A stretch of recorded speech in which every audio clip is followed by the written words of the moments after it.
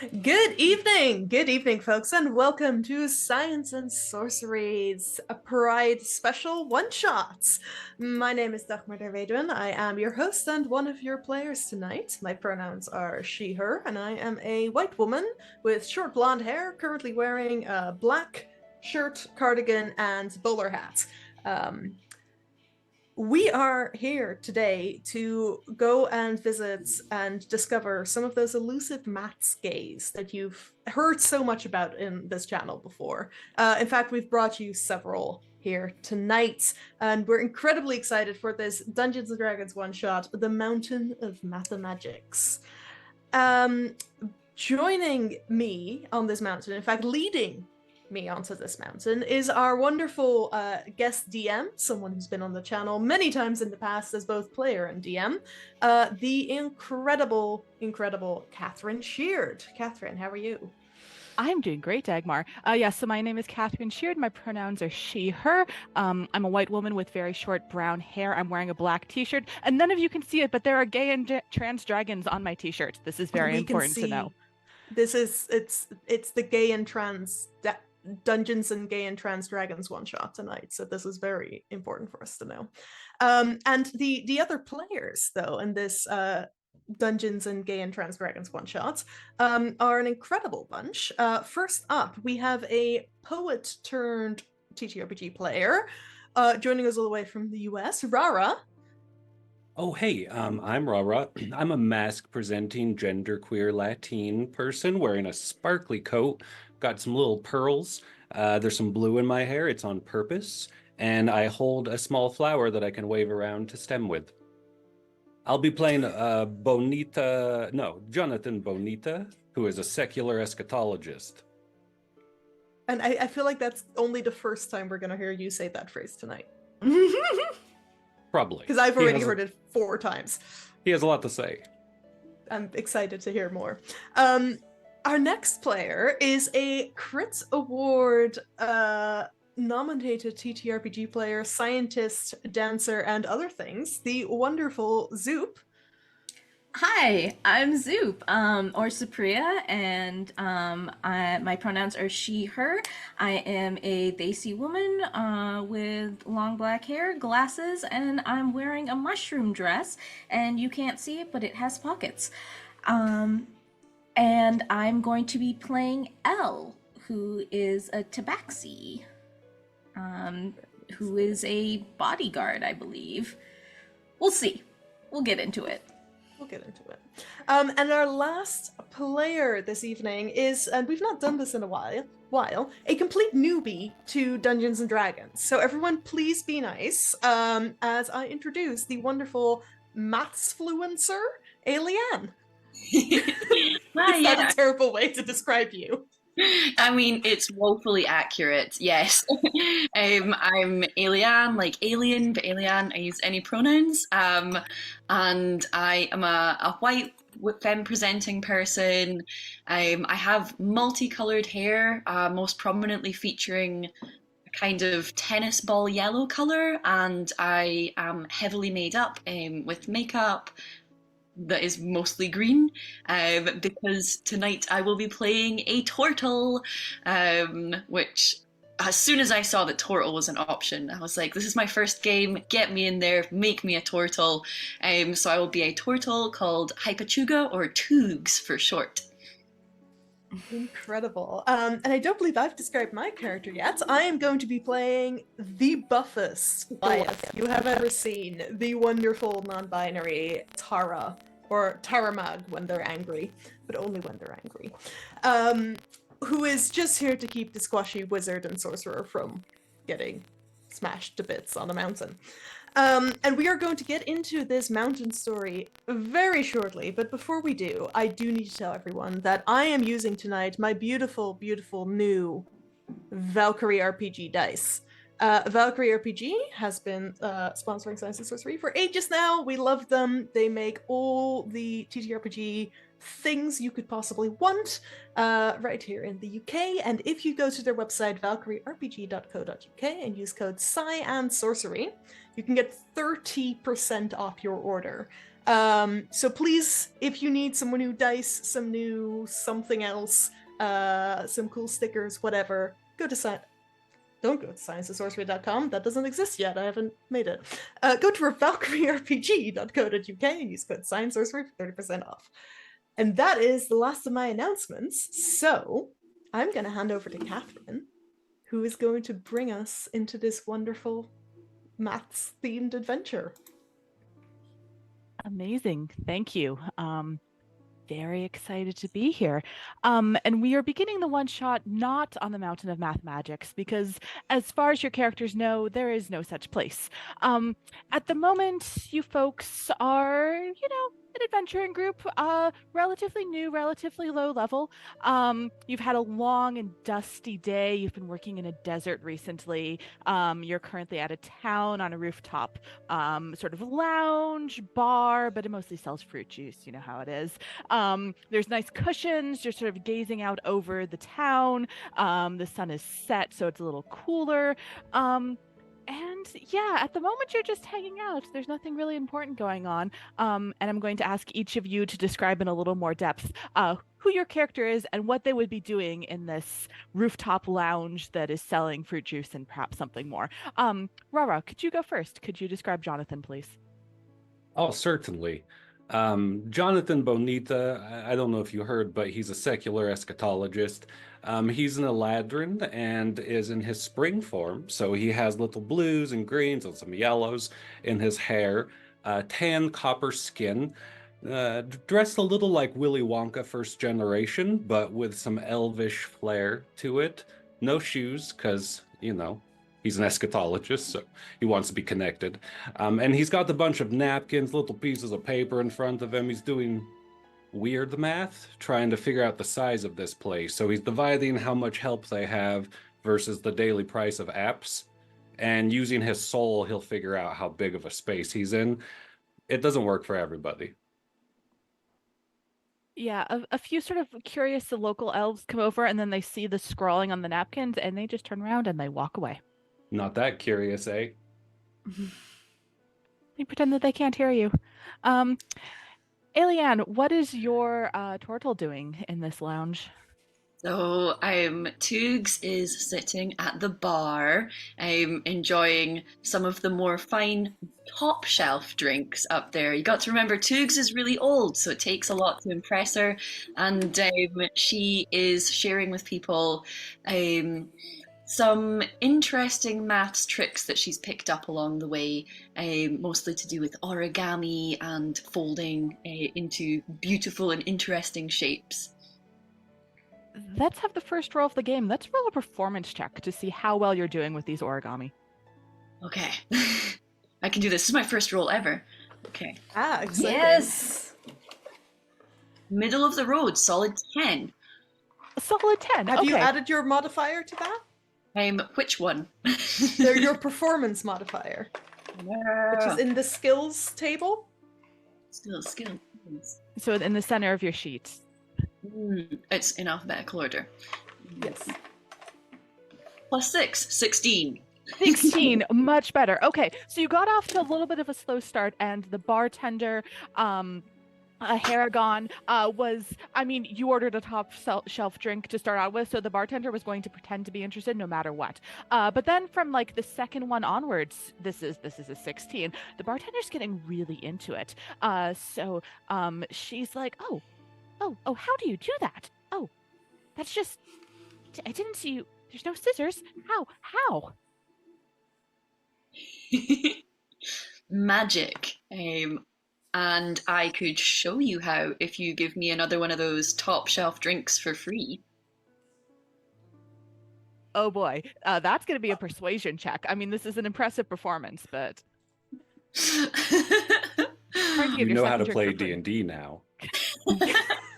Especially as a charisma-based character. So that would be a 19. Is that with your +4 already? With my +4, yep. Yes, okay, good. oh, I suppose the boss isn't looking now, is he?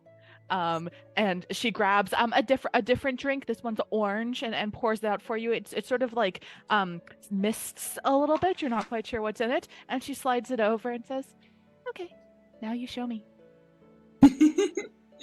So I imbue upon her the skills using because Toogs goes around teaching people cool things. So I use my pedagogical skills to show the bartender a trick that she can use for the rest of time to impress people. She is genuinely fascinated. She's genuinely entranced. The other people at the bar are getting a little annoyed because she's paying so much attention to you. But yeah, so that's what Tooks doing. Tooks is making it well for the evening. Zoop, would you like to introduce your character, please? Yes, so my character is Elle, and I didn't say it before, but Elle has no pronouns. Elle uses Elle always as Elle's pronouns. And Elle is a tabaxi, looks a little bit like a Siamese cat, wearing a green outfit, monk's robes, and has by Elle's side is a longbow and some arrows for the longbow. And I think right now Elle is sitting next to Toogs and is doing the only origami that Elle's learned from Toogs, which is a fox. So there are like 15 foxes already littered around the bar in front of Elle. Incredible. Yeah, and before the bartender knew what was up, she was getting a little bit frustrated at Elle, but then, when she starts with this joining in, and she looks at the fox, then she starts copying what Elle is doing. And yeah, you also are teaching how to do this fox, and there's a whole origami party. One of the other patrons decides to give up on being annoyed because that's not a very useful emotion, and comes over to see what this is about, and also joins in. Yeah, got a whole paper folding contingent going on over here. And finally, Dagmar, would you like to introduce your character? Sure, yeah. Tara is a 7.5-foot tall Goliath. Dressed very simply in a sleeveless chainmail tunic, with a bunch of belts that have various just random objects stuffed into them. A broadsword, usually strapped to her back, currently resting against the bar. Tara is leaning against the bar because I don't think they fit in any of the chairs. And they have taken out their leather-making tools, and while keeping an eye on all of the other patrons to make sure Tara's charges are not hassled in any way, Tara is making additional holes in their belt, one of their belts, because it has gotten too small. Incredible. You can see someone giving them sort of a side-eye glance, and sort of whispering to someone else at the table, and you kind of get the sense that they're trying to figure out if this is how many people Tara has killed or how many people Tara has slept with. And it seems the other table isn't quite sure, and they're speculating about this. Both. Tara kills every person they sleep with. Quite possibly, apparently. No, Tara's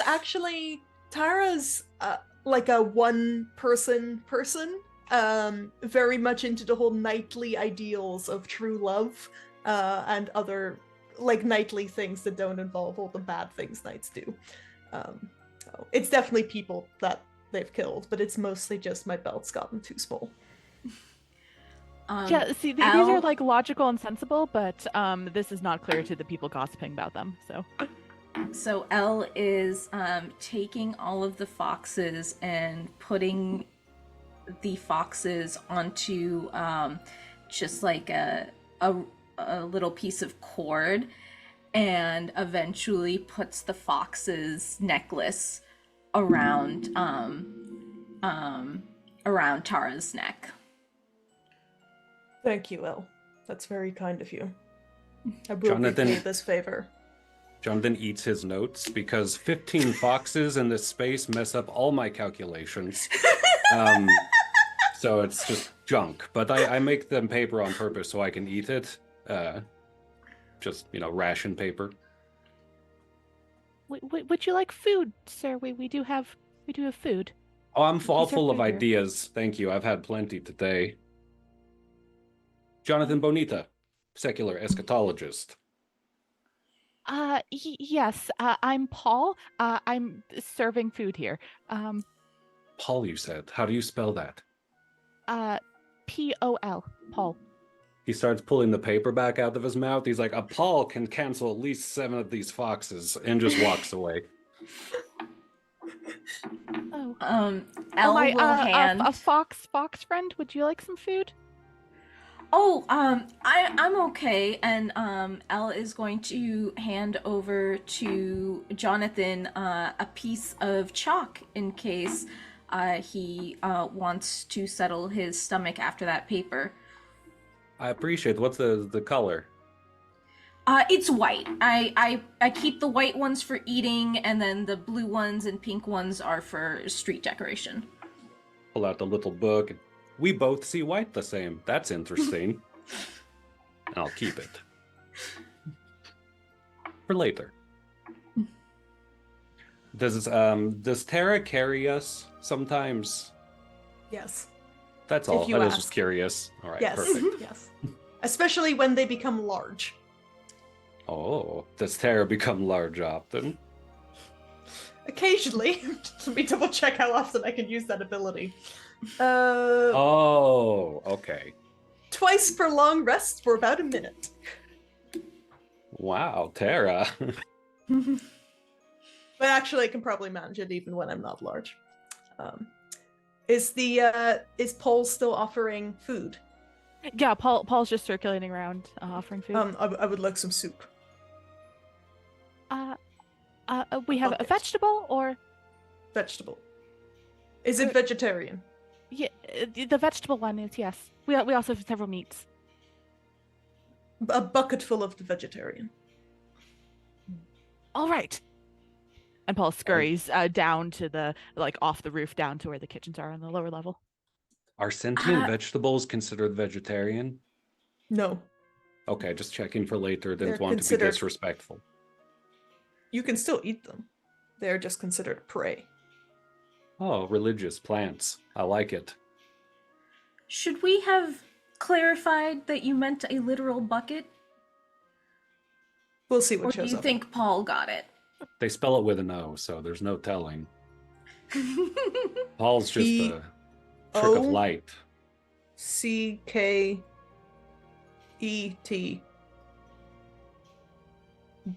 A somber shoulder pat on Tara. That was close.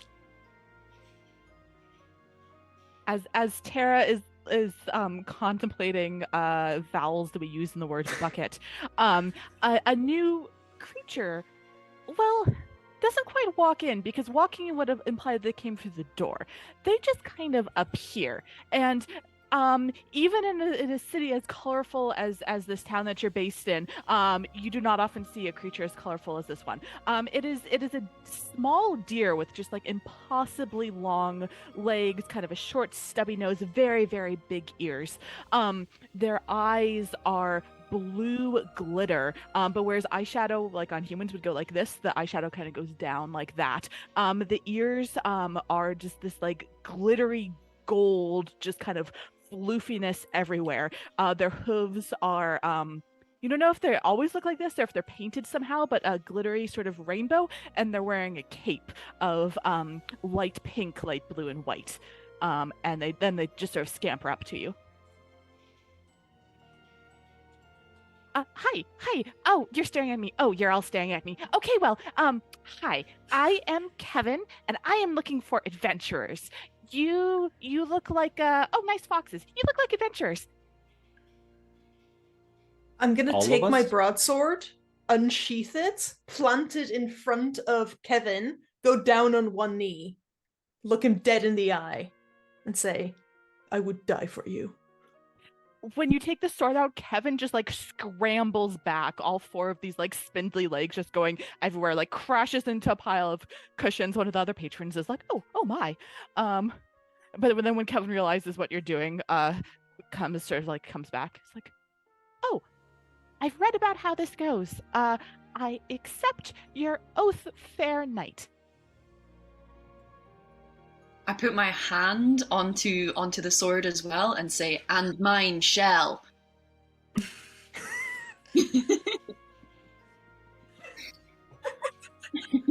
I accept your oath, fair. Not sure what you do in life. Your profession is not immediately obvious to me. Fair friend. I'm going to listen to what you have to say before I swear my allegiance. It's not the first time my life's been thrown off by a long-legged doe, if you know what I mean. I have no idea what you mean, but that sounds very wise. Mm-hmm. And I what about will you, Fox also. friend? Yeah, I will also. I will also.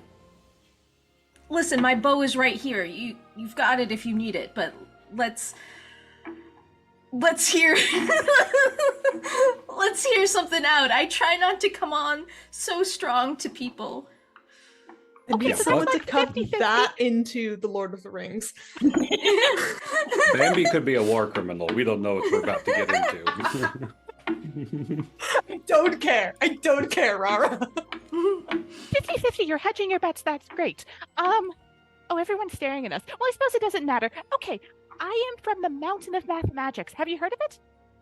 You have not heard Never. of it. No. You made it up, Kevin. And Kevin is suddenly like wondering, like, is everything a dream? Like, Oh, did dear. I make up my own reality? And you have thoroughly distracted Kevin, and Kevin just starts like staring into space. Kevin is a deer. Mhm. I didn't mean to buck you like that. I think you're making fun of me, but I will press on and ponder my own existence later. No, I am from a mountain where we just love math. We also love maths, and people there will say both, and it confuses others. So I just need to tell you up front that this is going to happen, okay? But there's a problem, because people start going a bit strange there. You just said and waved a flower at me. What's Oh, going I on? laughed at problem because it was a math world. Oh no, I think you're making fun of me again. Oh no, I thought that was Oh funny. no, we're ready to solve your problem. This all adds up. I'm just gonna press on. Oh no. Well, yes, but I've gotten the ability to teleport in with the blessing of my people to come bring in some adventures in hopes that they can figure out why people have gotten a little bit strange, so that we can return to our normal existence and not just like strange awfulness that's currently been going on.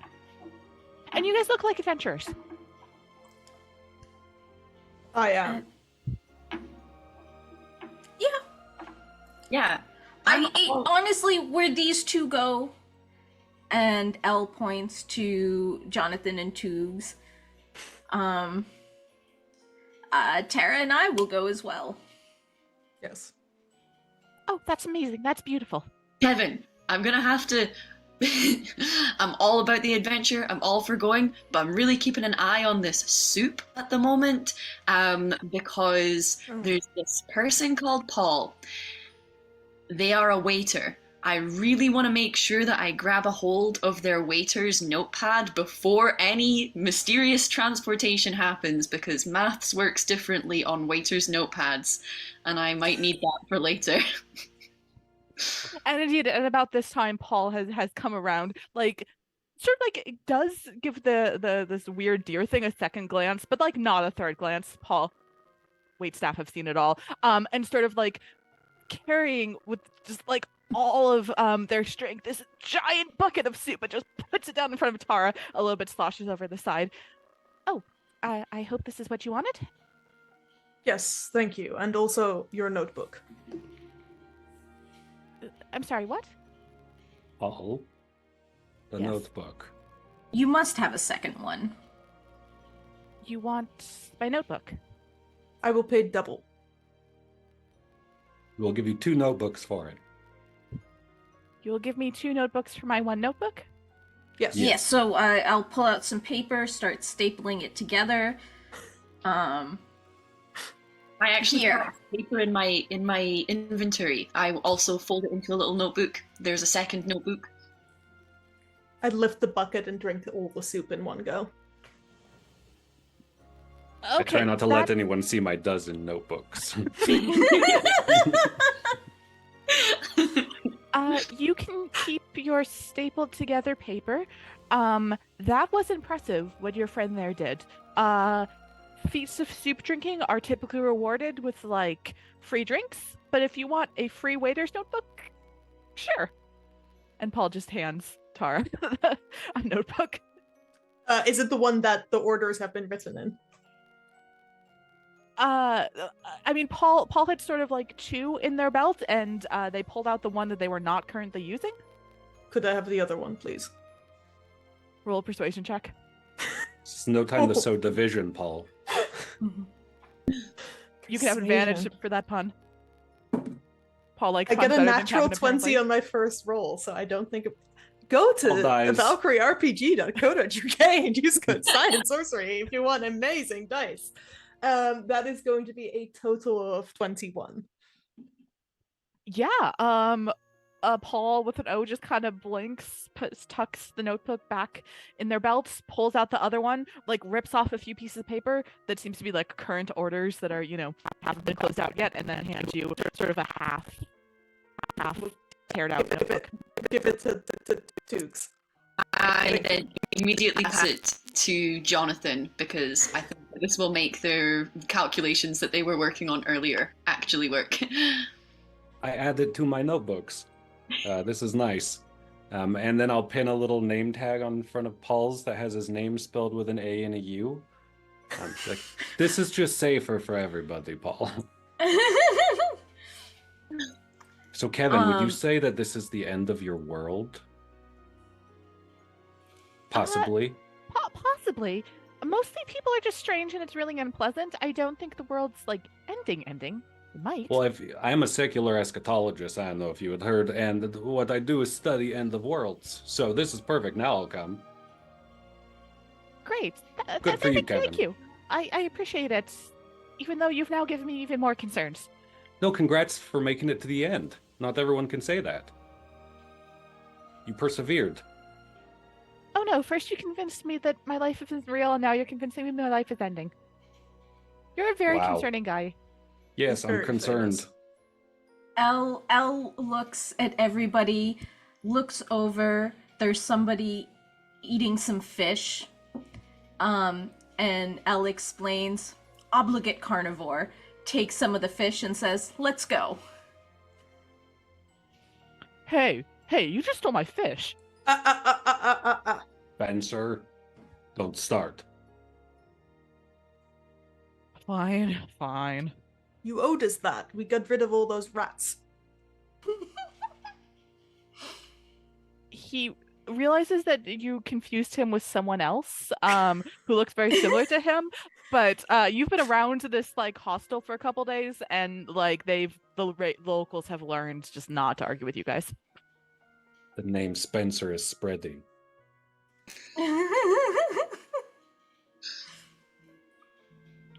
To math? You ready to go?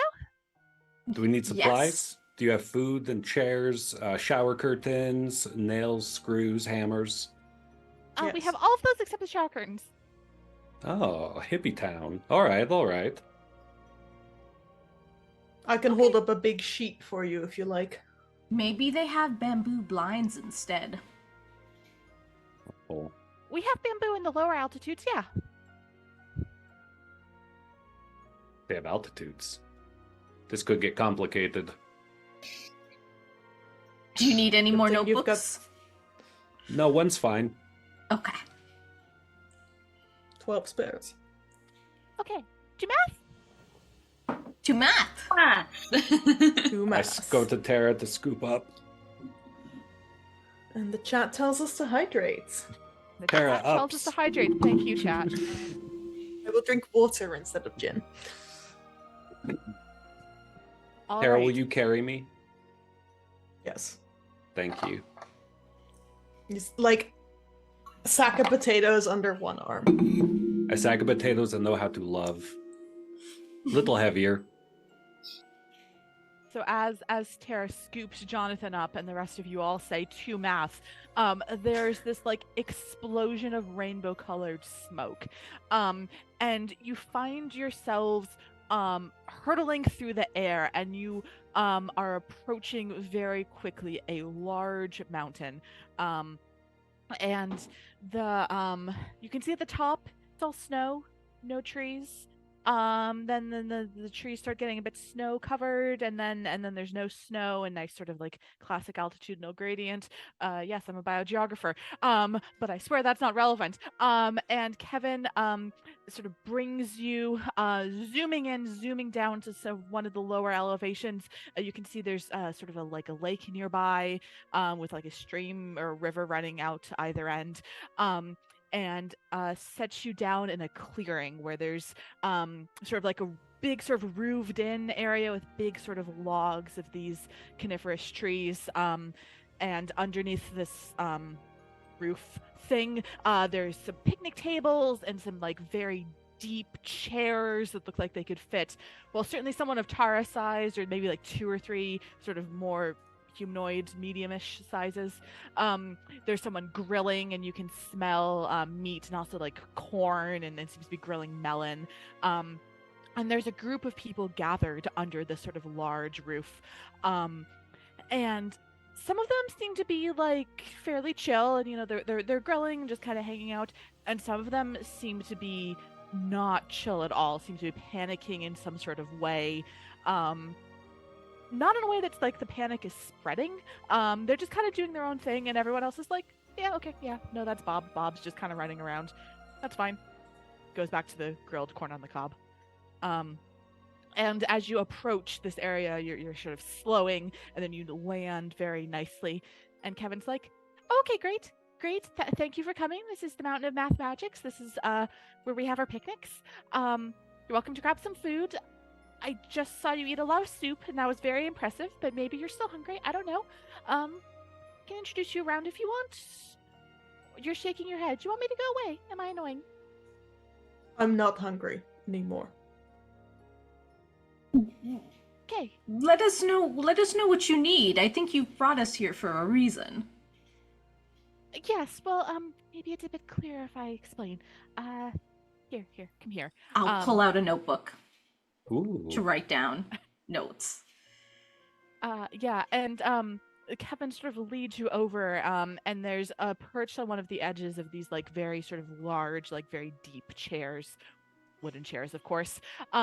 There's a very small like green bird with a sort of like pink reddish head, and is sort of like rocking back and forth a little bit.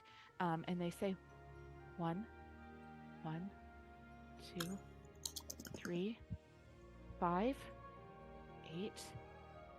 What comes next? What comes next? 13. 13 comes next. What comes next after that? That bird's having a foul time. Oh no. And then they start repeating that again. They're like 1, 2, 3. And they don't even acknowledge you as you approach. Kevin, would it be okay if I have some of that corn cob, please? Oh yeah, absolutely. Kevin just like runs off, grabs you a grilled piece of sweet corn, brings it back. Thank you. So upon looking at the corn cob, I see that it is the niblets of the corn are very nicely spiraled and glistening with butter, which I very much appreciate. And as much as I really would love this tasty corn, I hand it to the perturbed person.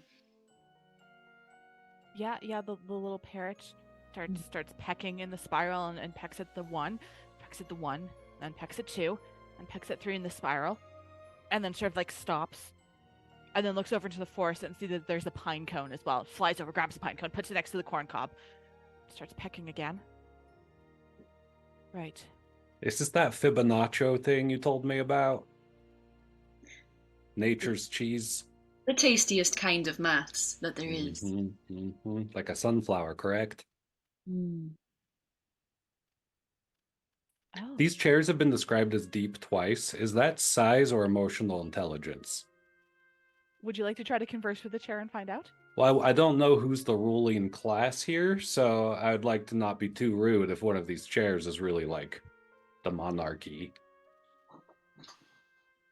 Oh, there's no. You mean there's no if it's a ruling class? ruler? Yes, No, that's the ruler. I just Over I there. heard that twice. The chairs are deep, so maybe some poetry. Do they know any? Kevin was trying to be helpful and explaining the government around here, but then realizes that you're queuing up for a joke, so Kevin shuts up. Oh no, I was just curious if the chairs were alive. The chairs, in fact, do not seem to be alive. They just seem to be Adirondack chairs. Okay, I'm chairs from work the fine Adirondacks, here. so chairs are very important to me. When you get to a new dimension, it's always good to first figure out where you can sit without breaking something or hurting someone. Well, To to be safe, we'll get consent from the chairs. Deal. I'll sit in one of the chairs and ask them if I can sit. The chair does not respond, although the We're parrot, good. who has like perked up and has stopped like rocking back and forth, says, "Oh, yes, that's very kind of you. Hello, strangers. Thank you for averting my crisis." Sometimes you're just hangry. I get it. Yeah, that was strange. I've never been like that before. Huh. It's odd. Do you know what odd things are going on here? No, I'm ready. Tell me Yeah, what's we're going on. brand new. Yeah. Huh. And the parrot sort of like exchanges glances with Kevin, and Kevin is like, "Right, yes, that's my cue." Posture checks from the chat. I'm on a standing desk, as you've probably realized because I've been bouncing in and out of frame a lot. I'm really sorry. Me too. Yeah. So Kevin's like, "Well, yeah, yes, you see, like, normally we just love maths, but we go about our daily lives as well, in sort of, peace and harmony and sparkles. But people have recently been getting fixated on different things and getting stuck and not able to solve problems. And there have been fewer sparkles. And it gets worse the higher up the mountain you go. So much so that most of us are afraid to go up the mountain. So that's why everyone's gathered here. I mean, this is a special picnic place, but it's not like an everyday picnic. It's like a special times picnic. It's a pretty nice picnic place. I know, right? Are those giant dragonflies I hear? Cool. So we need to go up the mountain. How steep is this mountain? Oh, it's there's a path. There's the one path. You just follow it. You can't go wrong. And you have no adventures on Mathemagics Mountain. Not no Mathemagics. I mean, all math is an adventure, right? But no, not the like solving problems that may involve magic or swords. We aren't that kind. No. Something's not adding up here. No armies, no adventures, no scientists. What do you use your math for? Oh, there are some scientists. There are some who do the quantitative sciences, like who study the. You said something about dragonflies. There's people who use math to study the dragonflies, and who use math to talk about languages, and who think about what happens if you like throw an apple off the mountain, and what shape would that make? Are apples like the enemies of your people?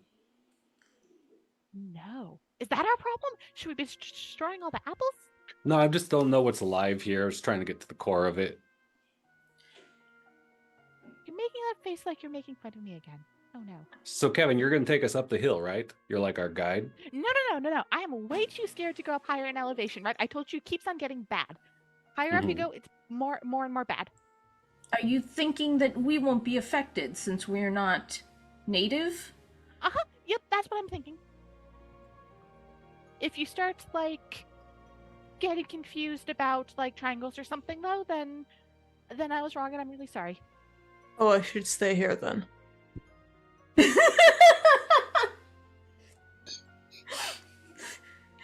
Yeah, what has Tara been doing while this explanation has been going on? Tara has been like twitching slightly at the sounds of the dragonflies, like ready to grab sword and fight, but they seem to be friendly, but has also been thinking that maybe Math is the enemy. But they feel like they can't say that to these people if they keep getting hung up on Math.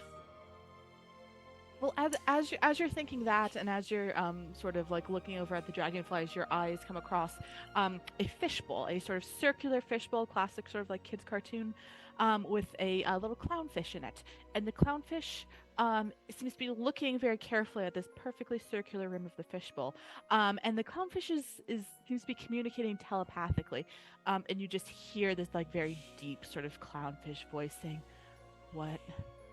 How long is the circle? How long is I don't know how long the circle is. How long Heard is it?" Jonathan have that exact conversation with himself. Man, the circus in Math Town is a little bleak. Maybe if we take Jonathan up the mountain, it'll start making more sense. I could use some investment opportunities, but I think we need to take an eye on this fish right here. Maybe we should take the fish with us up the mountain and see if it gets worse. I don't know if that's a good idea with Elle in our party. Obligatory carnivore, as you know. That's fair. I did already eat. I generally wait until if it talks. It doesn't me. talk. I It heard it in my head. communes. Communes. How big is this fishbowl? I mean, it looks kind of small for a clownfish, but it's like Whoa. fishbowl size. And we'll pick it up. Yeah. Would you like to come with us? Thought you were going to drink it. It'll be our canary. It'll be our canary in a coal mine. No, Our little Sputnik. no, I don't want to come with you. I just want to know how big this rim is. How do I find out how big the rim is? Jonathan, how big Yes. is this room?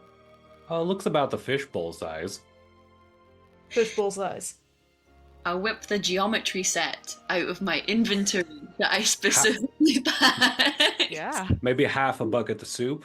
Hmm. I understand soup measures. Yes. Tuka? We dealing with imperial or metric here? I mean, it's D&D, so unfortunately it's imperial, but it's a different dimension, so we can use metric. It's fine. You can just do metaphor math. I like metaphor math as a European living in the UK. Everything is confusing. So, I'm gonna take my my ruler and my old ass copy of Euclid's Elements, What you specifically got there? specifically at this theorem about the diameter of circles. Very nice. And as it states here, the greater chord is nearer to the center than the less. And I'm going to slide my ruler across and watch the numbers get bigger and bigger and bigger, and then smaller, and then go back a little bit, and then get them bigger, bigger, bigger. And it looks like this bowl is about 25 centimeters wide. Sure. That was gay maths in action. Hearing them say cord, Jonathan gets a little self-conscious that he has no idea what they're doing and pulls out like a cord, like a literal rope, and he just kind of holds it next to it. And I think they're right. They seem right. Where did Sounds you get right. the Actually, garrote? that is another way. And she Elle takes the cord and careful. wraps it. Be careful. That's my secret cord that once pleased the Lord, but feel free to use it. Oh, okay, thank you. And Elle will wrap it around the fishbowl and say, "We can double check our answers. Hallelujah. And and we'll show that we can measure from one end to the other of this cord and make sure it equals what Chuga calculates. Yeah, and indeed, it's about 78 centimeters. Oh. So I measured 25 across the top, and when it was wrapped around, we got 78. I feel like maybe we should bring these numbers with us. If only someone had a notebook to write them down. I think that these might be useful for future. I think Elle has one, actually. I saw one. Yes. I will write down the numbers. Great. So we I'll got keep the cord. we got At Find this out point- how these numbers are related. At this point, a penguin comes waddling up to you, Ew. and they seem to Gross. have, like, they're carrying in their beak a little basket that has two things in it. One thing that seems to have a map, and then it seems to have a piece of blueberry pie, and it like sets it down the basket, and it says, "Oh, yes, hello. You look like you're hungry. Would you like some of this dessert? It's blueberries." Obligate carnivore. Did it carry it in its front flippers or on its feet like it's young? Oh, that would be a very clever way to carry things. I was carrying the basket in my beak like this. Oh, that's and brilliant. she Yeah. picks it back up and carries the basket to show you. Yeah. I'd love some blueberries. Well, I'd love some pie, so that works out perfect. You want to eat the pie part and I'll eat the blueberries? Yeah. Okay. The I'll penguin take seems the a little map. weirded out by this. Oh yes. I came over to show you my map because I have solved the greatest problem. Right? I'm a traveling penguin. I travel around different parts of the mountain of Mathemagics, and I try to sell people stuff like dice, like this. And also under the map there's little dice. Oh, yeah, I can do sponsor reads. This is fine. And the thing is, I get really tired when I travel around, so I was trying to find the shortest distances between all of the places that I need to travel around. And a couple days ago, I solved this problem. Turns out to be a really, really easy problem. I don't know why I ever thought it was hard. What was the answer? This. And she opens up the map, and there's like drawn this like path of different places. And you can see that the like what Kevin told you about there being one very clear path is like 100% true. But then there's like, little side places you see nearby. There seems to be some sort of like little lake thing, and then there's like a cave up on top of the mountain. That's weird. Well, we are new to this mountain. Do you want to take us around on your perfectly made map?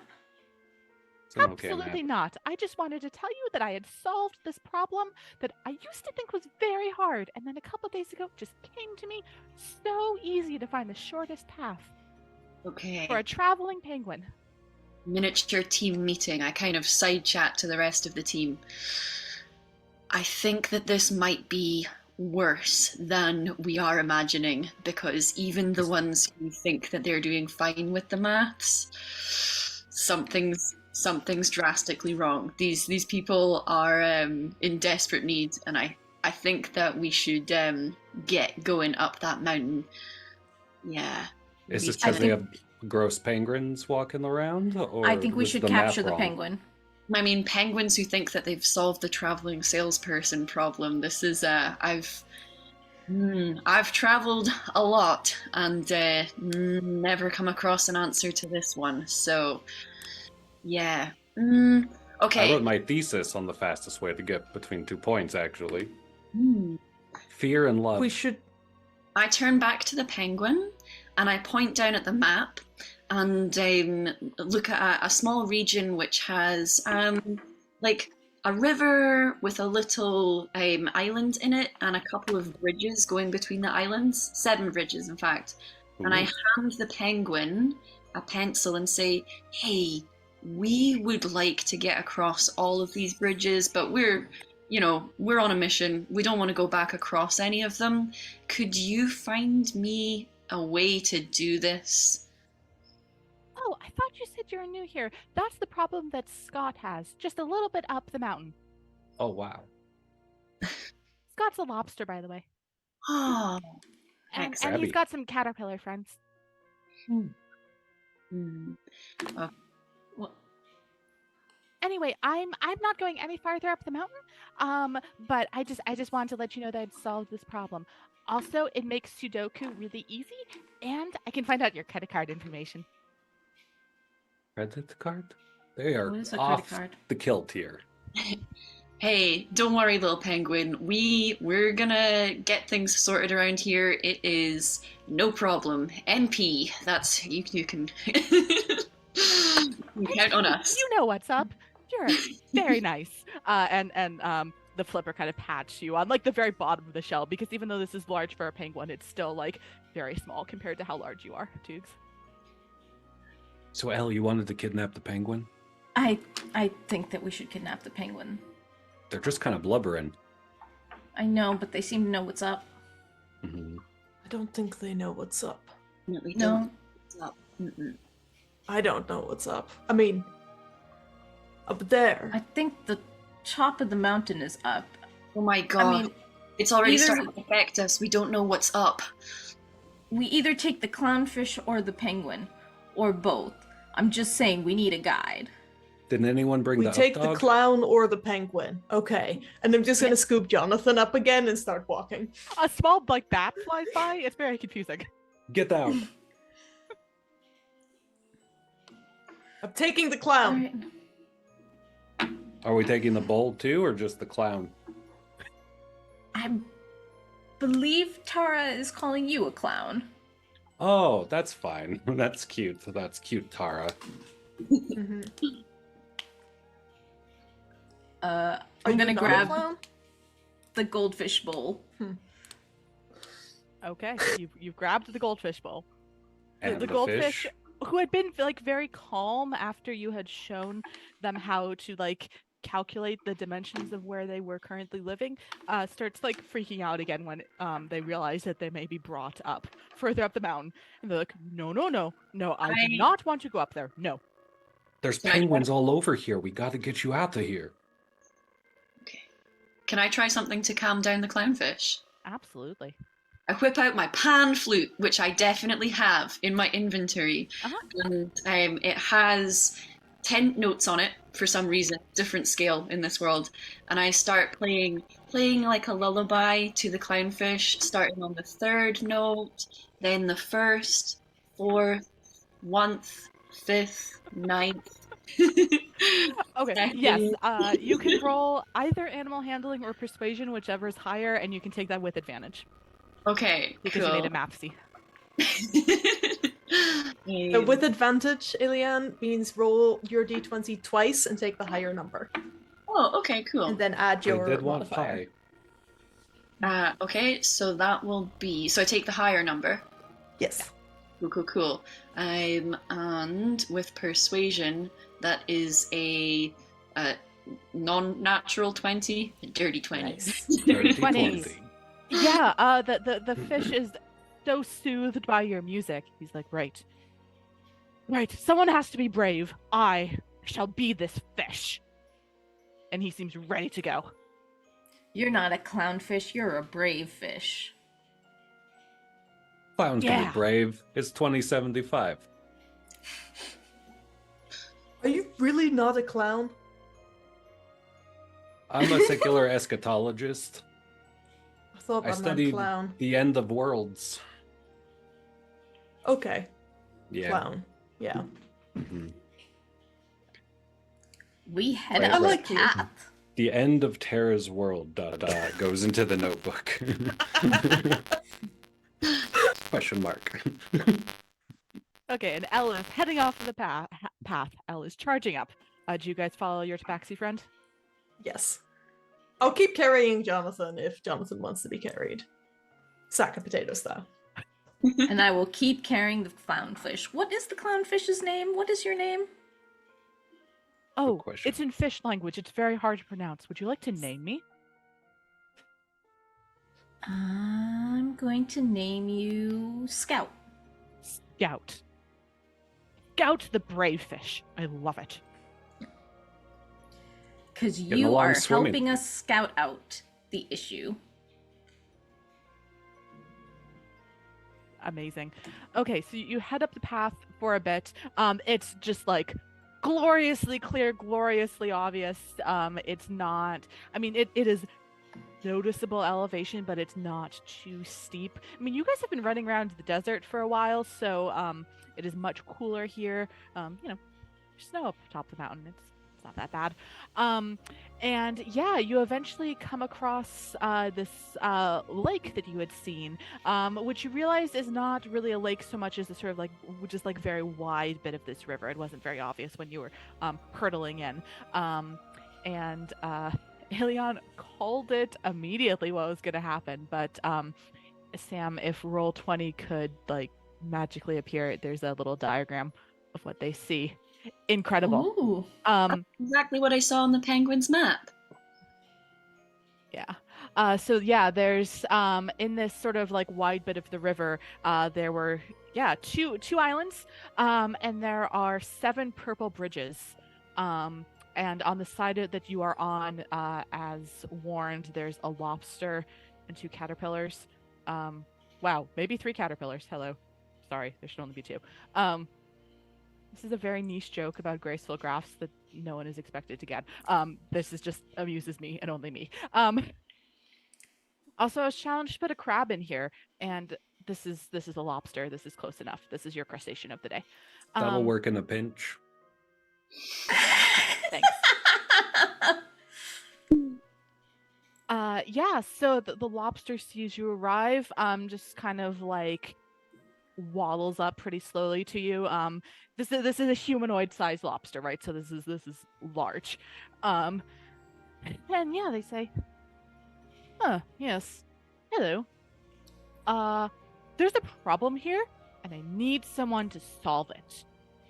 Are you here to solve problems? Yeah. Yes. Great. The weird elf thing is kind of pointing behind him. That's a little concerning, but at least 2 of you are here to solve problems. I was That's good pointing the enough. Toogs. They're pretty good at this, it seems. Yes. I'm more of a gourmet researcher, you know. We support Toogs. We support Toogs. They're really coming out of their shell. Hey, And they're doing just fine.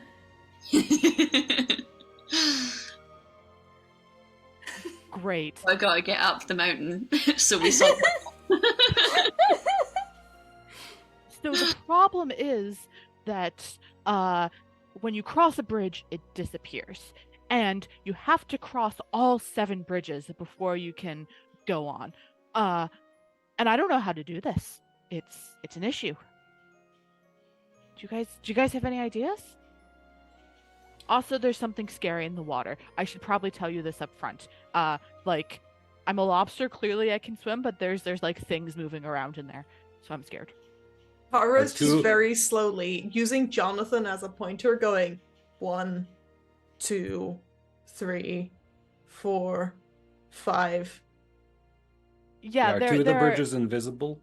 there are 2 more over here, which I can see it Oh, too. we can't see on the map Oh, right now. what? Okay, that's fine. No, we cannot see. No, that's why Yeah, it makes I sense. wasn't They're gonna invisible say bridges. anything. I was like, Yeah. if the dungeon master tells us that there are There 7 we bridges, go. I'm not going to argue.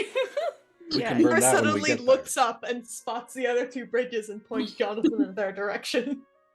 Oh, I found them. I'll put you down now. Okay, thank you, Sam. Thanks, Sam.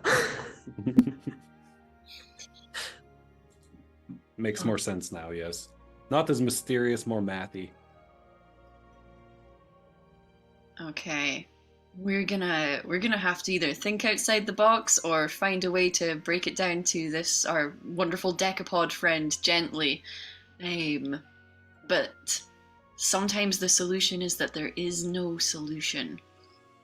The caterpillars gasp in unison and do the like. I get Have you that. I considered- feel that. Building an 8th bridge. Can you do that? Can you build an 8th bridge for us? I mean, If I lie down in one of the smaller gaps, I can be the 8th bridge. Now, what is it that forces you to walk on all of the bridges instead of just the efficient, straightforward path? Is this like a dark curse or something God. funny? Or God, Oh, yes. Sid, why don't you demonstrate? And Sid, like bounds up and sort of like caterpillar kind of like way, up the path, and then hits just like an invisible wall. It seems to be fine. And then goes back. And then the lobster says, yes. When you walk across the bridge, it goes poof, and all 7 bridges have to go poof before the you can go forward or backwards. You may notice that there's now a wall over there too. Sorry, do we not want to be on the other side? Oh no, it doesn't matter. Do they come back after they poof? Yeah, how did you test this theory in the first place? You build a bridge every time? You wake up the next morning and everything is reset. Oh, good. Save your game. That's smart. Okay. I think we just have to build an 8th bridge. Is there any trees around? Yeah, it's forest on either side. Do you have the tools with which to destroy a tree? Or any I have magic? Terra. I go over to one of the trees. Terra, can you push this tree over for me, please? I'm gonna just unsheath the greatsword and start hacking away at this tree until I can shove it down. Cool. Make an athletics check, please. Does it seem like it's a sentient tree? It does not. Oh, Yes. we asked the tree first, if it's okay. Well, you always ask for permission first. Go to valkyrierrpg.co.uk and get 30% off with code Science Sorcery. That was another natural 20 Perfect. for a total got of to Terra. 25. She's just saying things. Incredible, Tara. You have never. I don't know what the general neutral version of lumberjack is. I'm really sorry. You have never lumberperson so Lumberjack. hard. Lumberson. Lumber. Wait, is Person, yes. there Lumberson. Jack, Jill, and what would be the middle? I think J. Yes. Hey. I think a hill. Lumberjade. Lumberjade. Yes. Yes. Tara is a natural-born lumberjay. Tara just goes through, and yeah, you have a perfect bridge. Where would you like to put it? Where do we want to put this? One tear goes down Jonathan's face at the creation of the lumberjay. Entire notebooks have to be thrown away now. Okay. I feel like we should put it. So the island that has 5 bridges on it, Yes. we should join that with I think the far bank, but honestly it doesn't matter. But with one of the banks. Yeah, where do we want to? If I Where do we join it want to with end up? Like, Right yeah, there? do you need to cross this river? You don't need to cross it. We just need to. But we You just need to make not all be of on the an bridges go island. poof. Do Okay. we need to not be on an island? It doesn't matter. The bridges still have to go poof. Okay. Cool. Yeah. Could we join it with the far bank then? Oh, with the far bank. Yes, though it'll involve bridge poofing, but yeah, I mean, like, you guys clearly know what's going on. Yeah, I you can will put- you just can put go it and walk over one bridge onto this middle island and place this log down. there. Great. My mage hand looks like those traffic signal things now, and I just go in front of Tara and direct them. Thank you, Perfect. Jonathan. That is excellent. Thank you. And we end up on the right island, I think. If we go up and we go all the way across and then over. You can't actually see what I'm pointing at, so sorry. Yeah. Yeah, I mean, the current state of play is this. I will let the maths people handle this But one. yeah, no, you're fine. What Cool. if we all run it on the bridge at the same time? Yeah. I feel like we've just got one giant poofing these bridges. But Look, yeah. But yeah, with the creation of this bridge, yes, you are able to all you send Tara over. Tara's following your directions very well. I don't think Tara necessarily understands why, but Jonathan Tara's needs scanning the water looking for threats. oh yeah, make a perception check. I I'm am scanning not my good at memories for threats. those. I think I need to use different dice. Are you kidding? I am Nobody buy not. those dice. They're loaded. Was that It's 3 amazing. natural 20s in a Everyone row? buy those dice. Everyone buy the dice. Perception, that is an 18. Because Oh, I rolled okay. a natural 20 and I have a -2. What are the mathematical odds of 3 in a row? Because I know 2 in a row is pretty extreme. Yeah, 1 in It's- 8,000. I get a natural 1 Yeah. when I roll it again. Makes sense. Tara, you're Yeah, so okay, strong. good. So, because if you get 4 natural 20s in a row, that means that you win the game. That's Yes. the Brennan Lee Mulligan I rule, so have yeah. actually done that before, and it was super embarrassing. I was like, I'm so sorry to my DM. I just like apologized like 10 times. I was like, I don't know what to do. I had 3 natural 20s in a row once, and the dice did turn out to be weighted badly, so I will check this one. Anyway, with your natural 20 perception, even though it has a -2 modifier, yeah, you realize that in the water, at first you think they're sharks, like maybe like green sharks. Like okay, like there's lots of greenery around. But then you realize that they have arms and legs, and one of them has a triton. A train? Triton. Oh, okay. Triton made out of little trains. Yeah, it's got like little pictures of trains on it. They're choosing us. Okay. Should we give them the fish? So I'm not. I'm people- just watching them. Yeah, but yeah, after Tara walks through, gets them all back, in like the poof, everything resets. You find yourselves all back on the same place. The bridges have reset, but the like little barrier, which after the lobster pointed out, you could see that there was like a little shiny bit of the barrier, seems to have dissolved. You are free to go in either direction. The lobster and the caterpillars thank you profusely, and they immediately run down towards the picnic area to get away from whatever is happening at the top of the mountain. I double check with Scout. Scout, how are you feeling? Oh, I mean, your friend with the flute is amazing. I would prefer not to be doing this, but as long as you occasionally play me music, it's cool. Scout, you are so brave. Okay. Good. You just let us know if anything changes for you. Thanks. Please don't feed me to those sharks, okay? Oh, yes. Well, they don't seem to be sharks. They seem to be mer people. Okay. Don't feed me to them either. Oh, no. Do the caterpillars feed you run to- on hind legs, or do they just crawl quickly? Yes! Oh my god! Just like flapping. Because I Like would love those them things you if get they at were a car worm. washes. Yes, they are exactly like the car wash friends. I love them. Look at our fish. You hungry, buddy? No? All right. They look pretty good. Look at They those are calves. life-sized, and the fish is fish-sized. Oh, okay. No, you don't mean life size. They're Yeah, sorry. they're person size. They are my life size. Yes, sorry. More like Tremors, less than like Labyrinth. Got it. Well, we solved this problem. Is everything fixed? Are we good? Is your mountain back to normal? You don't have any sense of the mountain is back to normal. Oh Just this no. area. There's still math and penguins everywhere. Gross. All right. Math or the penguins?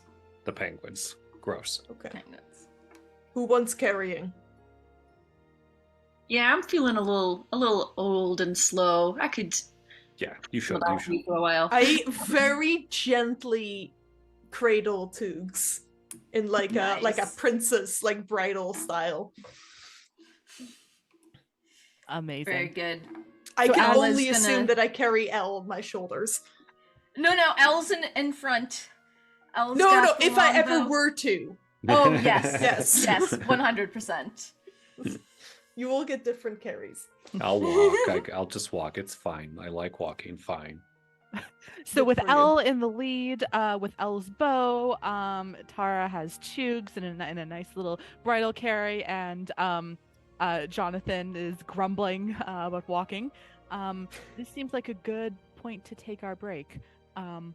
Yeah. What is normal break Absolutely. time? Like, Usually 5 to 10 minutes, so it depends on if we're making good time, we can do 10 minutes. let's do 9 minutes. So we will return at 8:25. All right, Perfect. 25 past the hour. We will be back then. See you soon, folks. Hey. We're marching through the swamp like this. We're the finger blasters, and we're here to say something. Gentlemen, this is Democracy Manifest. Do you wish to consummate this marriage? Consummate here? No, that's Not, for not, not in that Yeah. sense. not, Not in the aquarium, not, Alex! not in front of the Kraken. It's just a baby. Maybe like a scene where you got one Bollywood like on a throne kind of thing, and then all the other races. Making a Bollywood supremacy case. Yeah. Yeah, what you're gonna see is with every single breath, her tattoos start to shimmer, and then they start to grow out of her skin into real plants, and even the ones on her neck grow onto her face. As you That was leave, fun. you see him kind of like, he's smiling, but he's also shaking his head. We get that a lot.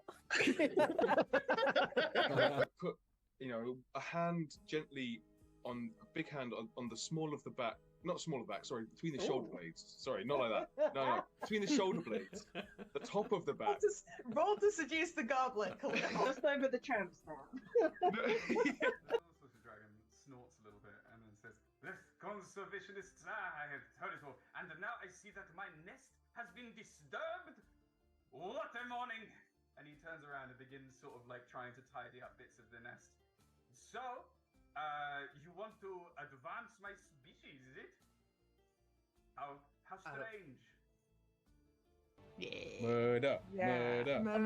murder. You're kind of. I think we should set sail again. We've sat idle long enough, Billy. I think we should sail that way, towards those particularly majestic-looking seals.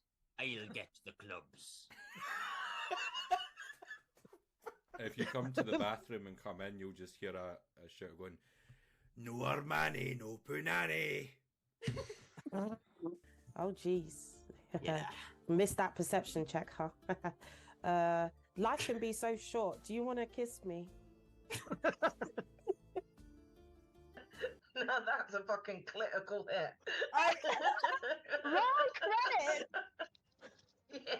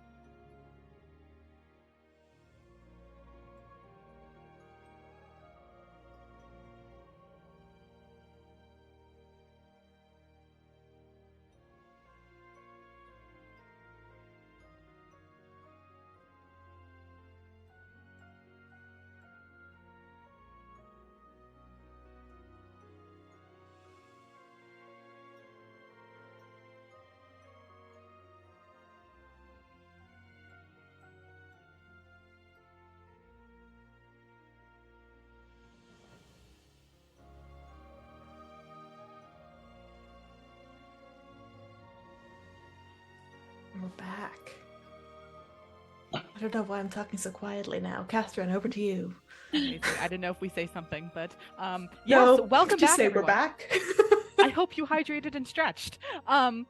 Great. So our adventuring party, together with Scout the Brave Fish, continues heading up this mountain.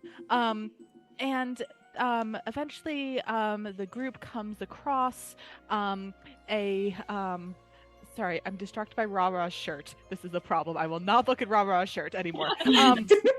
Gay wolves, gay wolves, gay wolves. The group eventually Sorry. comes across a like little sort of like log cabin. Seems to be someone inside. There's some smoke coming out. Maybe some stew cooking.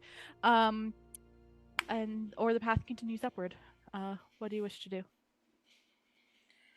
We should check in with the people living in this cabin. They may need help. They could be stuck in a maths daze. Yes. I think Very they're making dangerous. stew. Is it meat or What kind of vegetable? stew? It is most assuredly vegetable stew. I am starting to get hungry again. Well, I'm sure they'll have something else as well. Knock, knock, knock. Come in. Come in. Oh, I've never just entered someone's house before. How do you usually get in? Well, I mean, somebody usually opens the door. I don't just, Oh, I'll reach forward and open the door in front of them. Okay. You turn them. See, I know math too. You turn it to the right. You turn It's the a door pull, actually. Another mystery solved.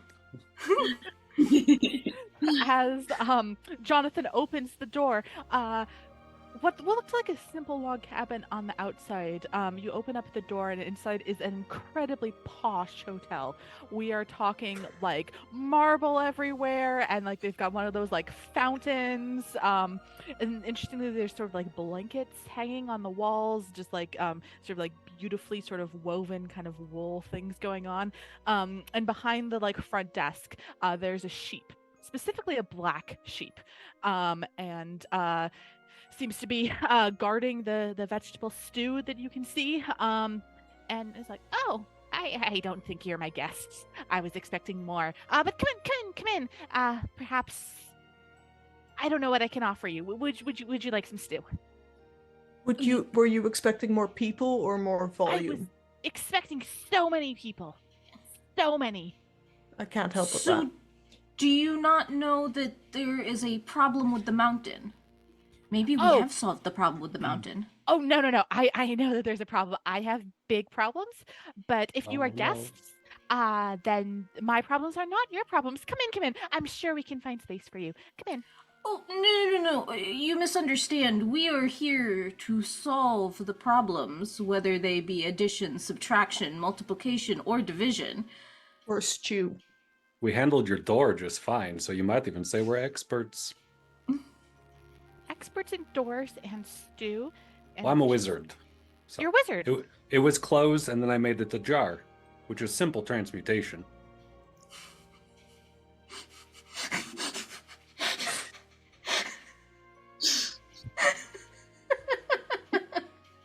All I want to do is play games with her.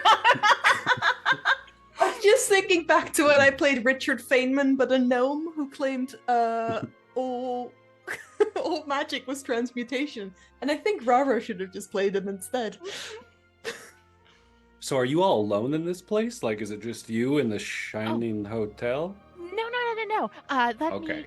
Let me. Okay, you say you solve problems. I guess I must believe you. Okay, so let me explain what's going on. Until a few days ago, the outside looks like the inside, right? This was just a nice cabin with room for like a few guests, right? We're a mountain. We don't get that many people coming through. Then it turned into this. There were all these people. And the rooms have numbers, right? You start with door 1, and then you go to door 2 and door 3, and then they just keep going. And there's people behind every single one of them. And if I had to find rooms for you, that's okay. Because I tell the people in room 1 to move to room 2. People in room 2 to move to room 3. People in room 3 to move to room 4. And that seems solvable. Except there's 4 of you. Would you want 4 rooms or 1 room? I'd like some stew, please. Yeah, do we need the room? Okay, great. Hypothetical, even better. Here, you said something about jars? Yeah, got some jars. And pulls out some like canning jars and just like fills them with stew. It's like hilariously tiny in your hands, Tara. I start like shot. I will take it shot glass and just keep doing that as long as You the stew keeps coming. You shotgun the stew. To think each one of these jars was a door. Mm-hmm. Wonderful world. And the stew, like you can very clearly see this like cauldron, which is like vastly out of place in this sort of like beautiful marble like fancy hotel. But there's this cauldron sort of behind the counter next to the sheep. Like there's a level in the pot, but like more ladles just come out and then the level never extinguishes. Right. Well, Could I just I'm just gonna point at the cauldron. Yeah, there's been stew here this entire time. I'm getting Great. sick of it. I pick up the cauldron and I just start drinking. How long are you gonna drink? Is that called? Whoa, hold on. Is I that? can hold my it's breath gonna be hot. for 4 minutes. So 4 minutes of stew drinking. That's a lot even for you. I'm gonna need a Constitution saving throw, please. Makes a lot of sense. That is too much stew. Can I speak to the hotel person and just ask, hey, like, is that stew? Is that enough for all of your guests? Seems to be, yeah. 18. Okay, so for the first minute, the stew goes fine. You want to keep going? Am I feeling full? You are feeling very, very full. This is a minute straight of stew drinking. I'm gonna put it down. Okay. It is, the stew's at the exact same level as when you started. I like this place. Is this like when you were young and you wanted everyone to think you were drinking stew at the party, so you pretended? What do you think? Oh, he looks off in the distance. I think a lot of things. That's a dangerous question. Yeah, but we'll get a few minutes of silence now.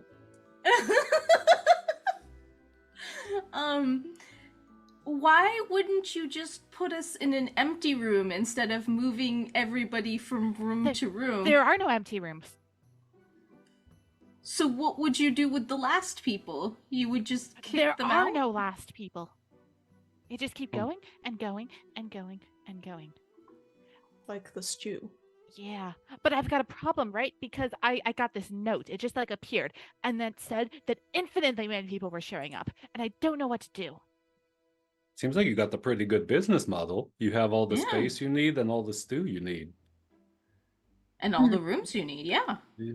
What an odd problem for you to have. Congratulations. Once they show up, can they ever leave?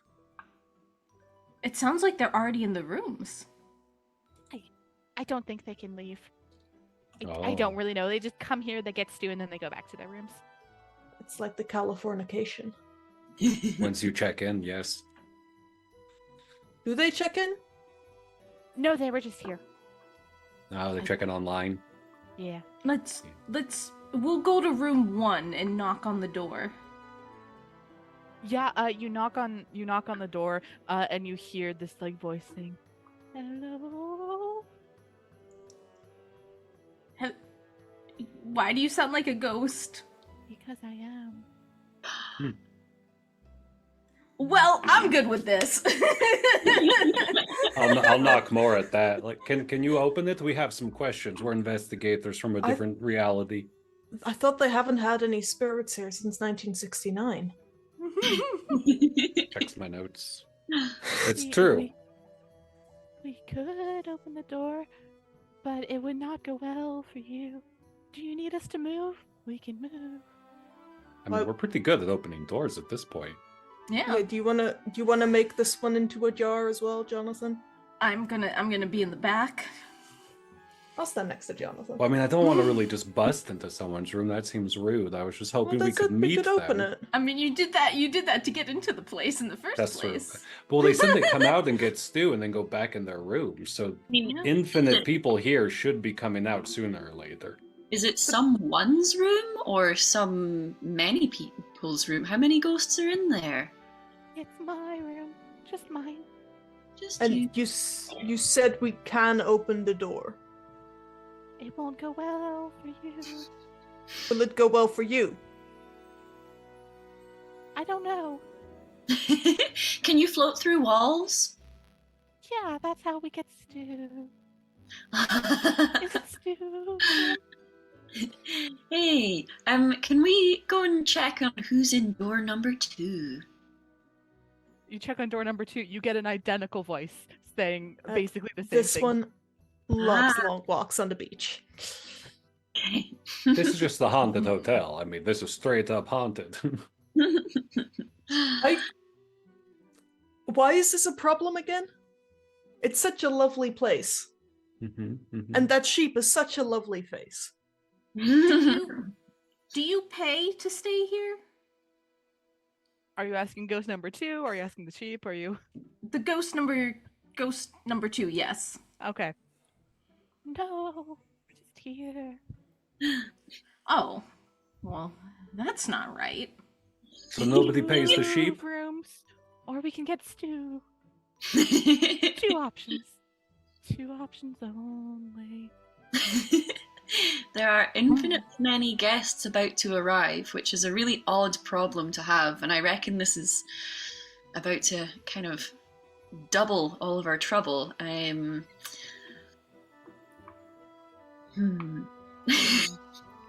Toogs whips out a notebook, my stapled together notebook. I think I've seen something like this before in my travels.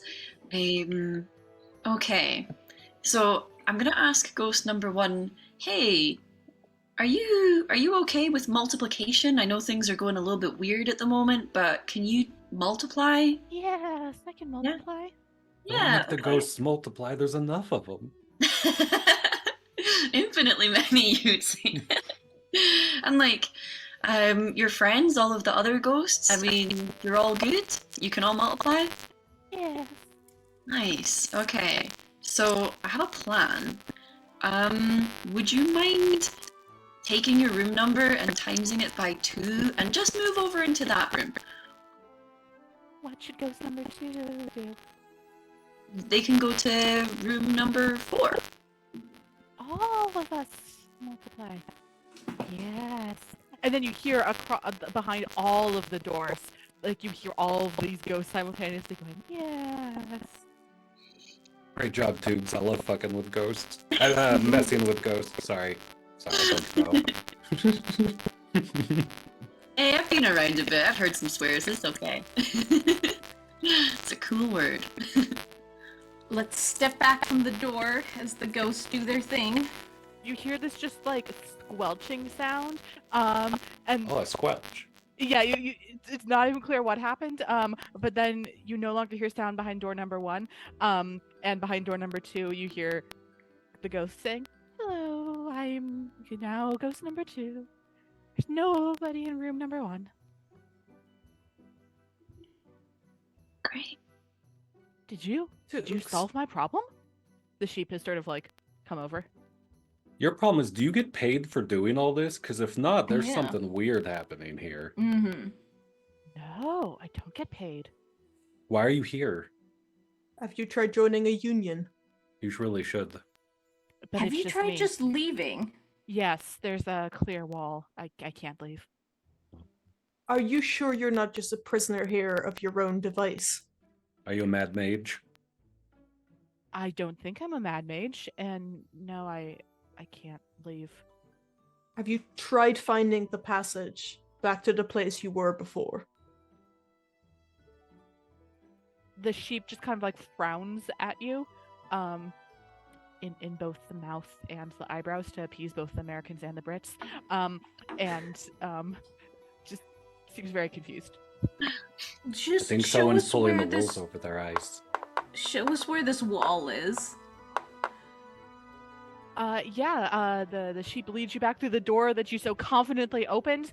And yeah, you can't open the door anymore. Is there a blockade between us and the door, or can we not open the door? There's just no door anymore. It's just a wall. Okay, all right. You're lucky, So door. we did not solve the problem by multiplying Jonathan. everybody by 2. There's now a new piece of paper on the counter that there hadn't been there before. Oh, crap. We have a bill now. Told you not to take all those little soups. They add up. Yeah, you head over to the piece of paper, and the piece of paper says, you got me. Good job. But what if it's a different type of infinity? And then this is underlined 5 times. 5 times infinity. The paper then just gets longer magically, and then after you say that, Tara says no. And then it says, think about all the numbers between 0 and 1. Not just the ones that are fractions, but all of them. Jonathan weeps. That's right, Jonathan, the paper says. World's Correct end every answer. day. I can't believe we're getting bullied by a piece of paper. Not the first time, won't be the last. I could try stabbing it with my steely knife, but I wouldn't be able to kill this beast. God damn it. Do we... I love Hotel California. Do we need to have the ghosts divide themselves? But then there'd be more somehow. What if we make them all really, really small? What if we we hire told a them all cleric? to just get in one room? What if we told them all to get into the room between 0 and 1? What if we let them possess the fish? Ghost fish! How do you feel about that, as Scout? you suggest ghost fish, the paper says, see, it's hard, isn't it? In fact, unsolvable in this and all other realities. And I need you guys to roll initiative, please. Oh, okay. Oh no, oh gosh. okay. All right. Yeah, we have Ilian, your stats. initiative modifier should be in a little box next to your armor class I on feel your like character not gonna sheets. help. That is a 14 for Jonathan. 14 That for is a Jonathan. 10 for L. Okay. I got Did another anyone get natural between 10 and 20. 14? Oh, sorry. Natural 20 for Tara. I rolled yeah. 1 and my initiative is -1, so that's a 0. Is that the answer to the question, though? Did we just win? Okay, 0 for Tara. 10 for L, and Tubes got a Yeah, 0. if we've got 0 to 20, I think we're we've solved it. I've seen Mean Girls. I know you just have to say something weird about 0 and you win. Yeah, so, continuum hypothesis. It's consistent either way, and this is a problem. And this is a problem that this hotel is going to solve by attacking you. So the cash register What? that is, at the desk, as cash registers are, has come to life and is just going to attack you guys as you are all clustered around the counter.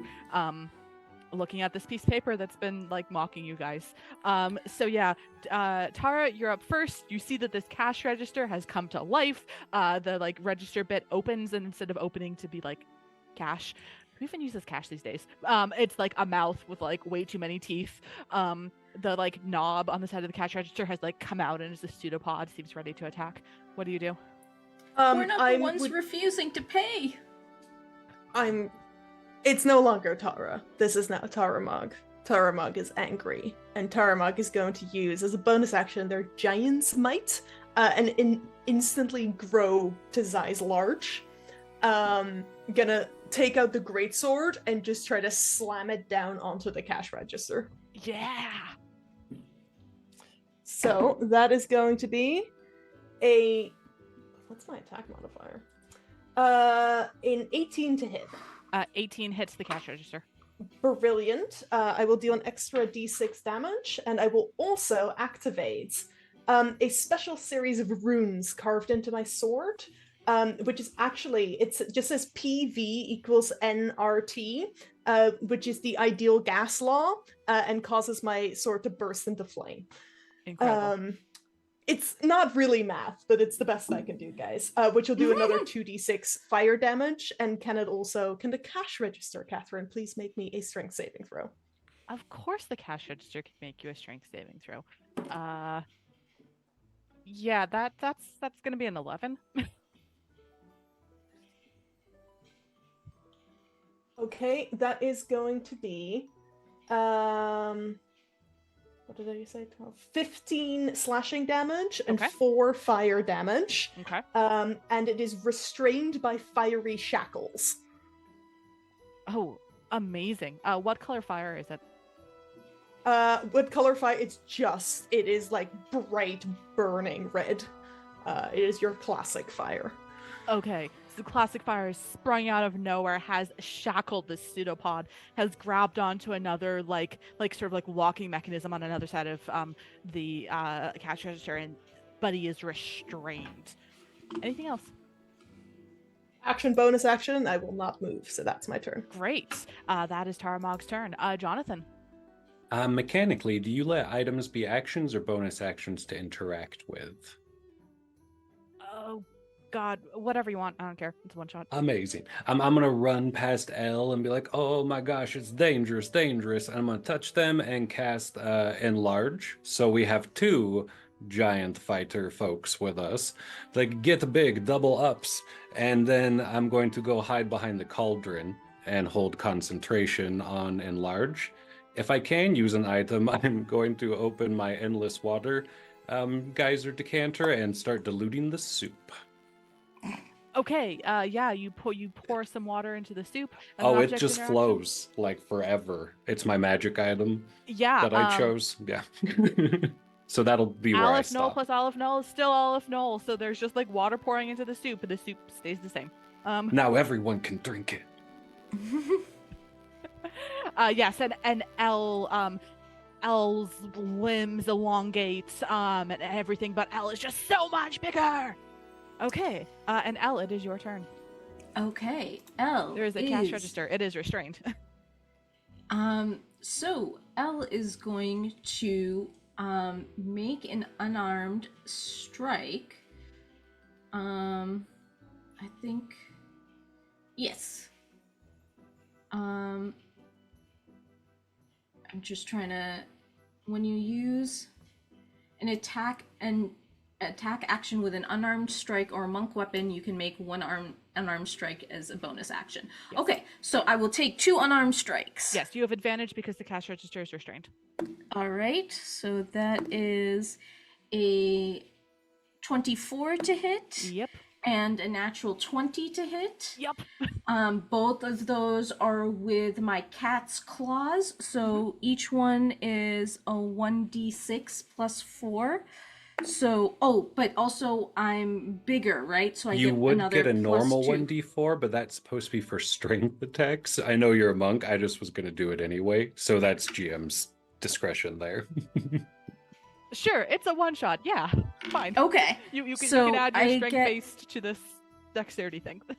Okay, so that's to start out with 9 points of damage. Okay. And then for the crit, 4 plus 7 plus 4 is 15 more points of damage. Crikey. And as I have made an unarmed strike as part of my attack action, I gain +2 to my AC until the start of my next turn. Sweet.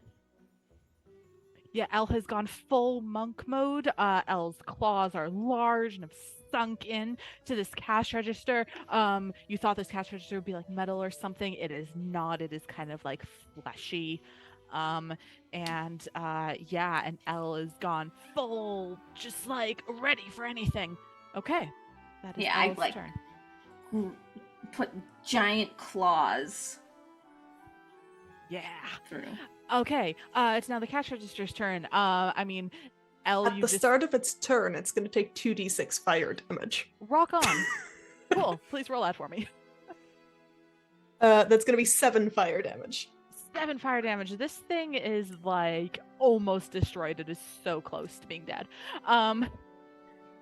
Wow, you guys are good. Okay. Elle, you are right up in its face. It is going to try to bite you with this like way too many teeth thing that it has going on. It's restrained, so it has disadvantage. It's failing. It fails badly. So you're like, channeling your ki, you're all set. You see those teeth, you're like, not today, teeth. You've positioned yourself so that the jaw is just snapping on thin air. Yeah. Does it bite its own tongue? Did it fail? I mean, not enough to like harm it, but okay. Sorry, Rara. Disappointed, but Rara, you don't even see this. You're too busy adding water to soup. Okay. Two. If it's the end of the cash register's turn, it gets to make the strength save again. Amazing. Sorry, That's a rune 5. notes. Yeah, That's a no, 5. still restrained. Still on fire. Still on fire. Luckily, it's a marble countertop, so the fire's not spreading. Tukes. Okay. I have a plan. I want to see if I can do this. So can I possibly run over to Jonathan and be like, "Yo, Jonathan, I'm gonna need that Mathemagics notebook back." I'm pretty sure I have a notebook somewhere. Let me check. I need specifically that one. I will find it and give it to them because they have been the key to every door before it was ajar. The ones that make numbers dance differently. Okay, and since I've already ran over there, can I now Misty Step myself over to the cash register?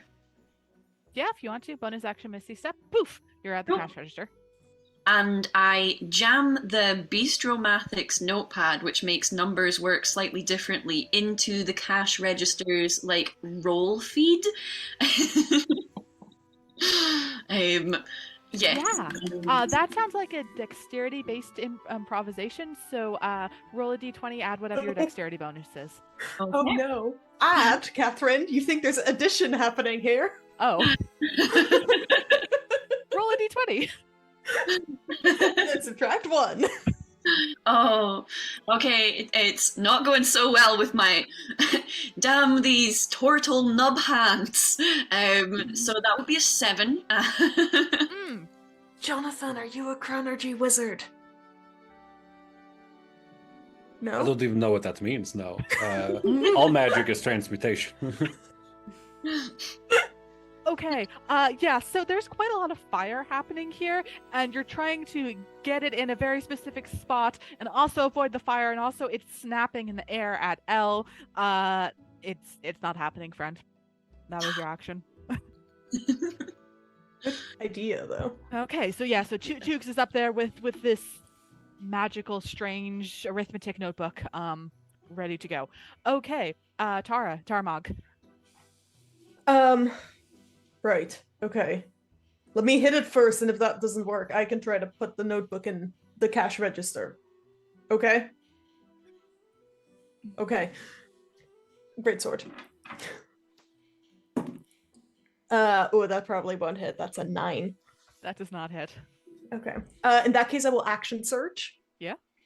And I would like to take the notebook. And I would like to try to feed it into the cash register thing as well. Because Tuke seems to always know what's going on, and I don't. Exactly. Absolutely, yeah. Yeah, you grab the notebook, you try to shove it in, roll d20, add your dexterity. That is a 17. Amazing. And this thing was on death's door, so Toogs and Tarmog together, do the two of you wanted together describe how you vanquish this cash register? with the I think power I'm of mostly a just- writer's notebook. I'm mostly just guiding Toog's hand, and Toog's doing all of the work because I don't understand what's happening. So we get the notebook into the roll dispenser of the cash register. The cash register starts trying to calculate an irrational number.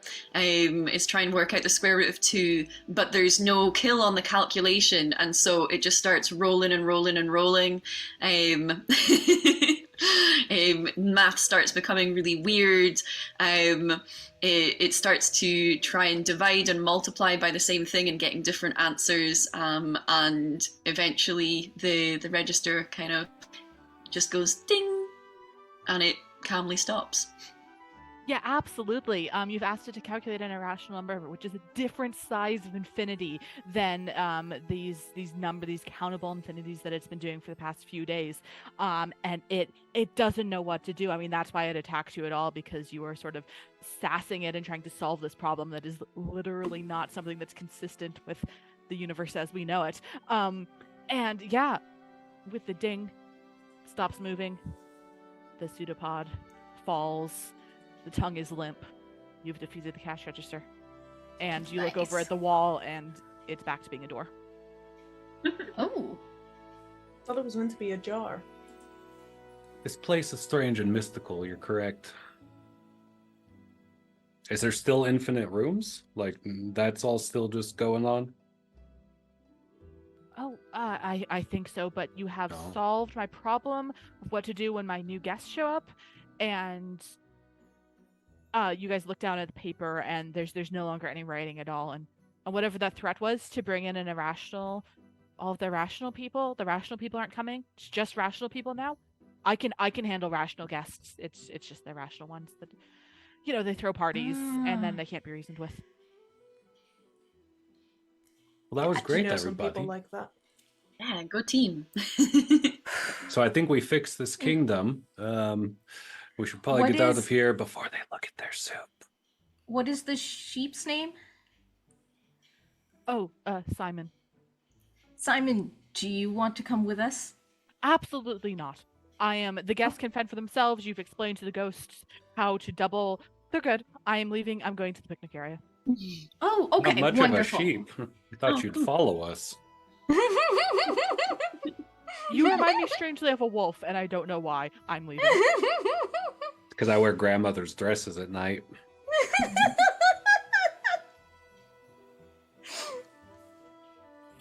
I slay.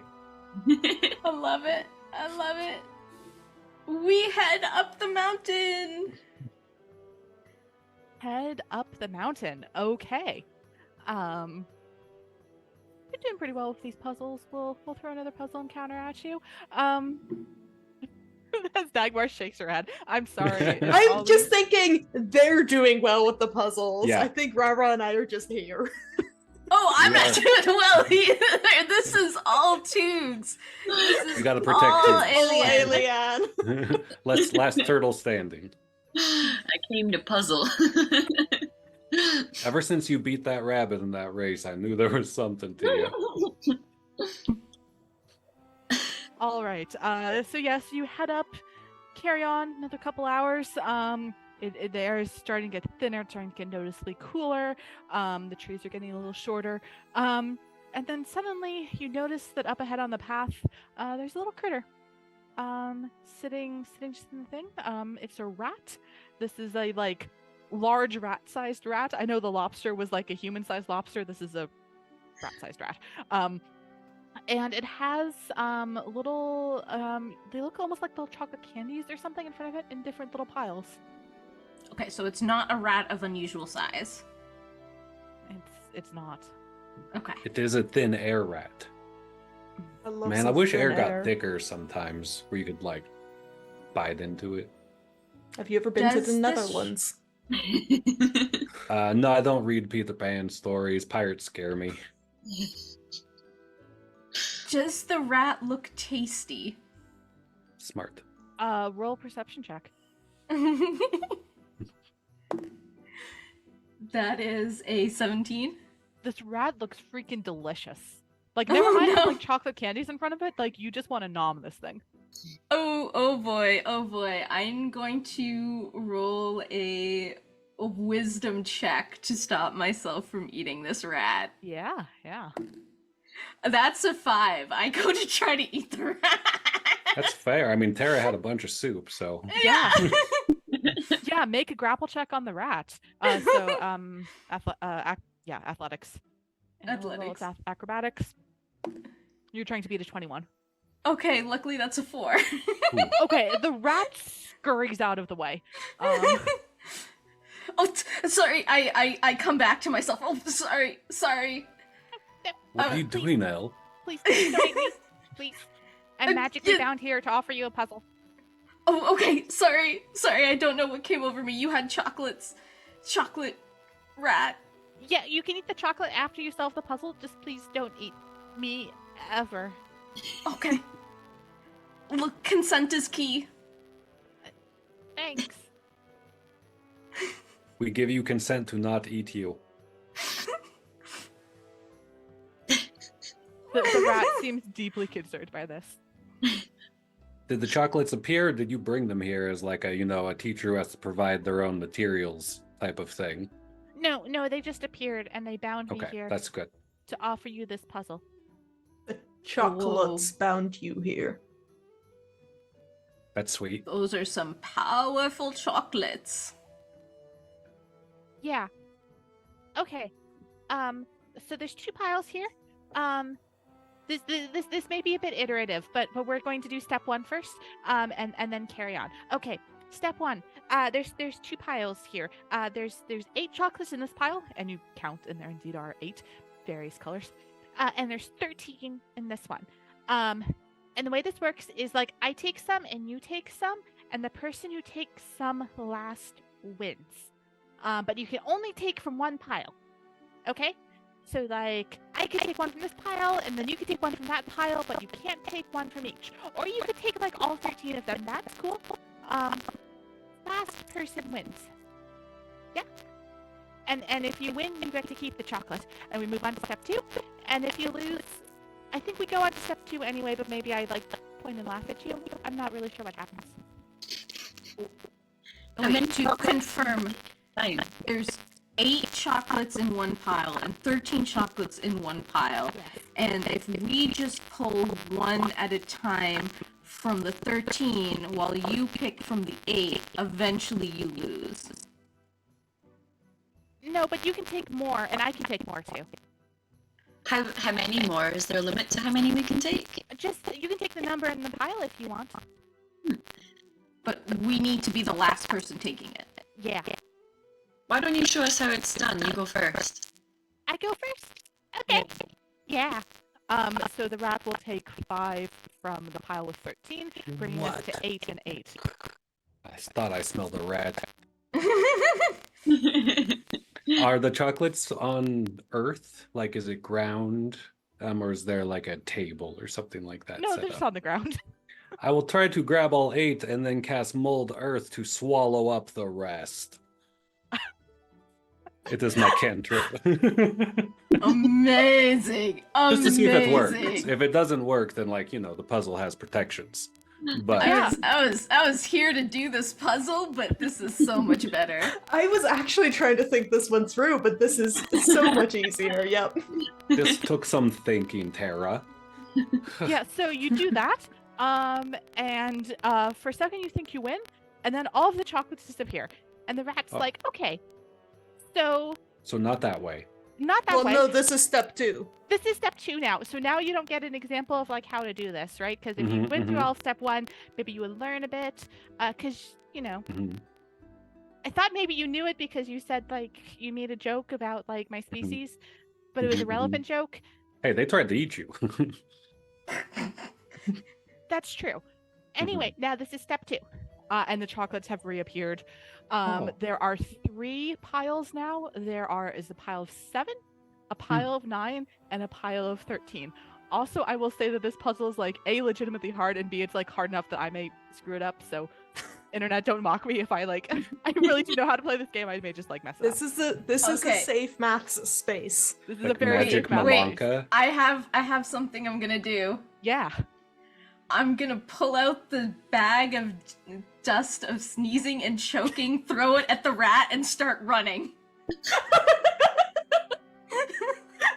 The rat starts sneezing and choking. As per the name, you start running. You hit one of these clear walls, and you cannot progress any farther.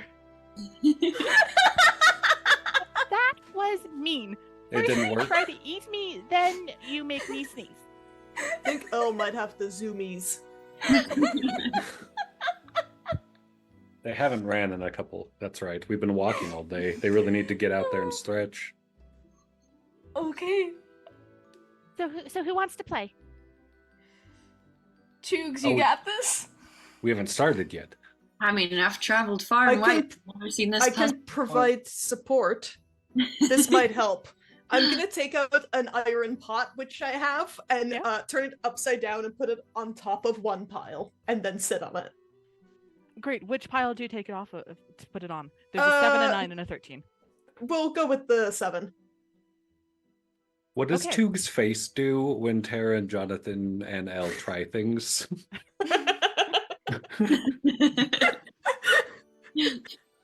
Like, does Toog like us, or? I just do like old lady scrunched up lips, like.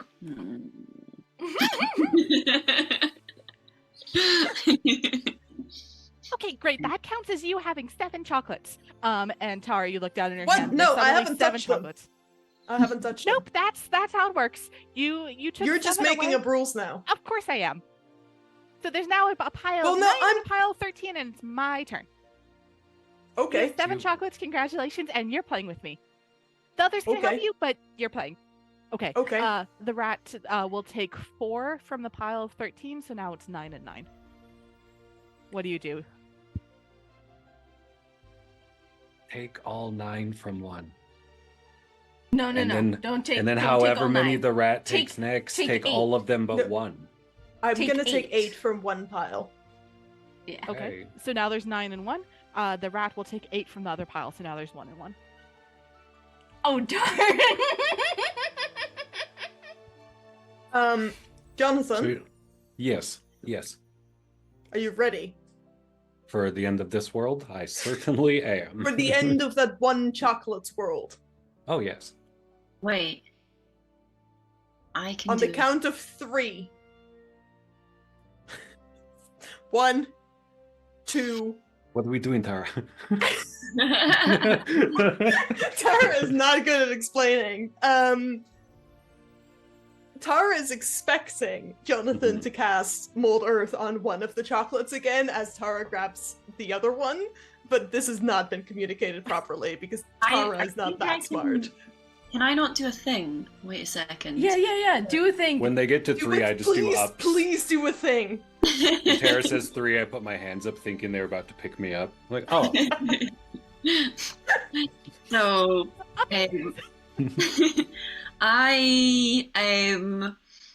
so I think I can I press to digitate it to make it look like there is another chocolate? Yes. Amazing! Make a deception check. The DC is going to be very high, but sure. Amazing! Because it's a rat. Okay, so do I have a deception majiggy, like an add-on thing? Yes. Yeah, Yes. it's in your skills in the middle. Okay, underneath. cool. Yeah. And So you're that's quite good at it. Yeah, so that's an 18. That's an 18. Okay. Oh, whatever. I'll roll for the rat. Yeah. Cool. I grab one. Jonathan raises his hands in the air. The rat looks No, not down, that. sees 1 and 1, clearly saw you grab 1. Oh. Oh. Oh no. You defeated me. Well done. Wasn't sure you knew the rules, but apparently you did. Well I done. just made up my own. That's the You cheddar. must be powerful Yes! wizard to defeat the magic of the place, and you can make up your own maths rules. Amazing. I am a the powerful rat, wizard. takes the one real chocolate away, I imagine you guys pretend to roll a Oh, sleight I of hand think I check. think Tara takes the 2 because Tara definitely thinks that there's 2 there. No, because the rat would pick up 1, and then the fake one would be left. So I Yeah, guess sleight of hand. Tara gets to pretend Wouldn't that to make pick us up. lose if we picked up the last one, even if it's fake, though? No. we it want was to your be the turn. last person to pick one up. Oh, Yeah, beautiful. It was your turn. You made it so there's 2 and 1, so you took the real one, leaving 1 and 1. Jonathan So that the rat realizes he took had the the whole real game one. wrong, and he's like, that would have been smarter, yes. It's a Go ahead. 14 sleight of hand. That's pretty good. The rat's insight when I rolled was not good. So yeah, you Tukes, you kill your prestidigitation when just at the right time. And yeah, Tara is able to make it look like they won. The chocolates disappear. You do not win the chocolates. Hey, you lied to me. Fireball. That's not cool. Just kidding.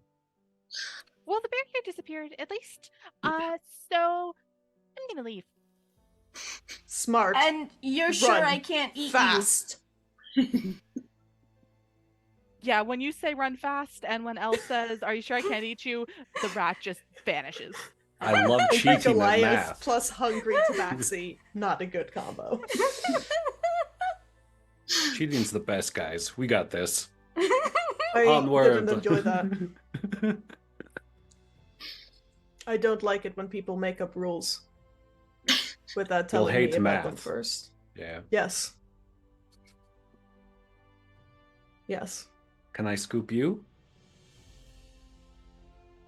I cast Yes. Reduce with my last 2 second level I will spells so I can resist carry that. Tara. Oh no! I'm trying to resist that. I don't What know kind how of that saving works. throw is that? Let me check. Didn't expect that. I was ready to like jump into Jonathan's arms. Oh, I'll just try to carry you huge if we want to do a strength check instead. I have a -2. What Oh, is actually, this you know thing? what? You know what? I would just jump into your arms and you would catch me and I would float. And you would think you were carrying me. As my Oh. boots suddenly sprout wings. That is better than using that spell slot. I forgot I had those. Elle, look! Everyone, look! Amazing! Amazing! You've been working out! Our workouts are working! They are out. So I guess I got the baby. Let's go. I'm gonna have a nap. I'm gonna put my head down on Jonathan's shoulder and have a quick nap. Amazing. How long do your boots last? I think up to 4 hours. Oh Jesus. I'll Okay. double check. Yes. Cool. Let me double check, but it's quite long. Here was me thinking it was a minute. Okay. Yeah, cool. Yeah, so Tara's taking a nice nap while Jonathan's carrying them. Single tear. Remembering other times where I carried winged creatures up mountains. Oh no! Back when the numbers still made sense. This is fun. All right, so you carry on heading up. You see evidence of like other puzzles that it looks like some of the denizens have managed to defeat somehow. And yeah, and finally, you know, it has been mentioned to you that, and you saw on the penguin's map that there was a cave at the very, very top of the mountain. By this point, you are climbing in snow that's like, it's like that summer high altitude snow. So like it's much warmer than 0 degrees centigrade, and it's kind of like grainy and a little melted, and the sun is very bright, and you wish you'd worn sunscreen. It's specifically that atmosphere. And yeah, but you're at the mouth of the cave. Does that count as a short rest for me? Sure. Does it for me? No. No, I wasn't walking. I was asleep, and you were just pushing me up the mountain as I floated. Is there Are a you- door are at the you knock- cave, or knocking is it on- just an open? It's just- On an like open cave. on the side of the cave. Knock knock. Who dares disturb? Oh, well, my hey. name's Elle. Like, did the cave form a mouth to say that, or did the No, it's voice just come like from? the voice just Is it like boomed from Aladdin? deep inside the cave.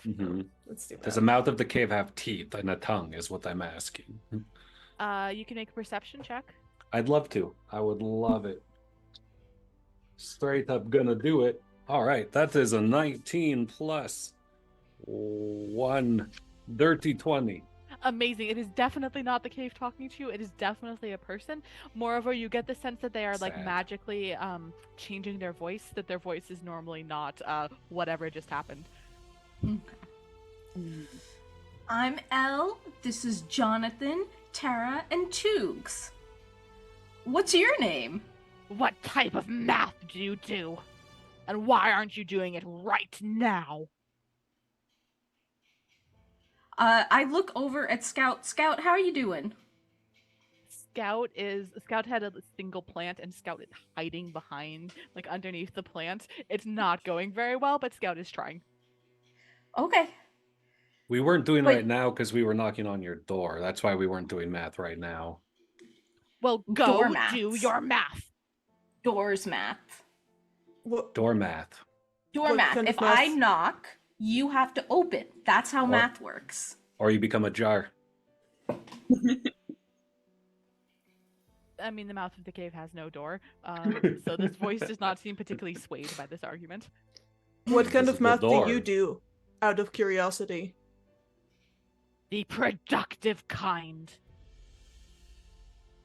How do you define productive? You aren't from around here, are you? No, just I come making from a babies. capitalist society. Sorry. Dagmar, I missed a couple of those words because Rara was being said funny. I What come- did you say? I said I come from a capitalist society. Ah, maybe you're from my home. Come in, I can talk capitalists. I mean, I'd rather not, but okay, I guess. Toogs, do you want to go?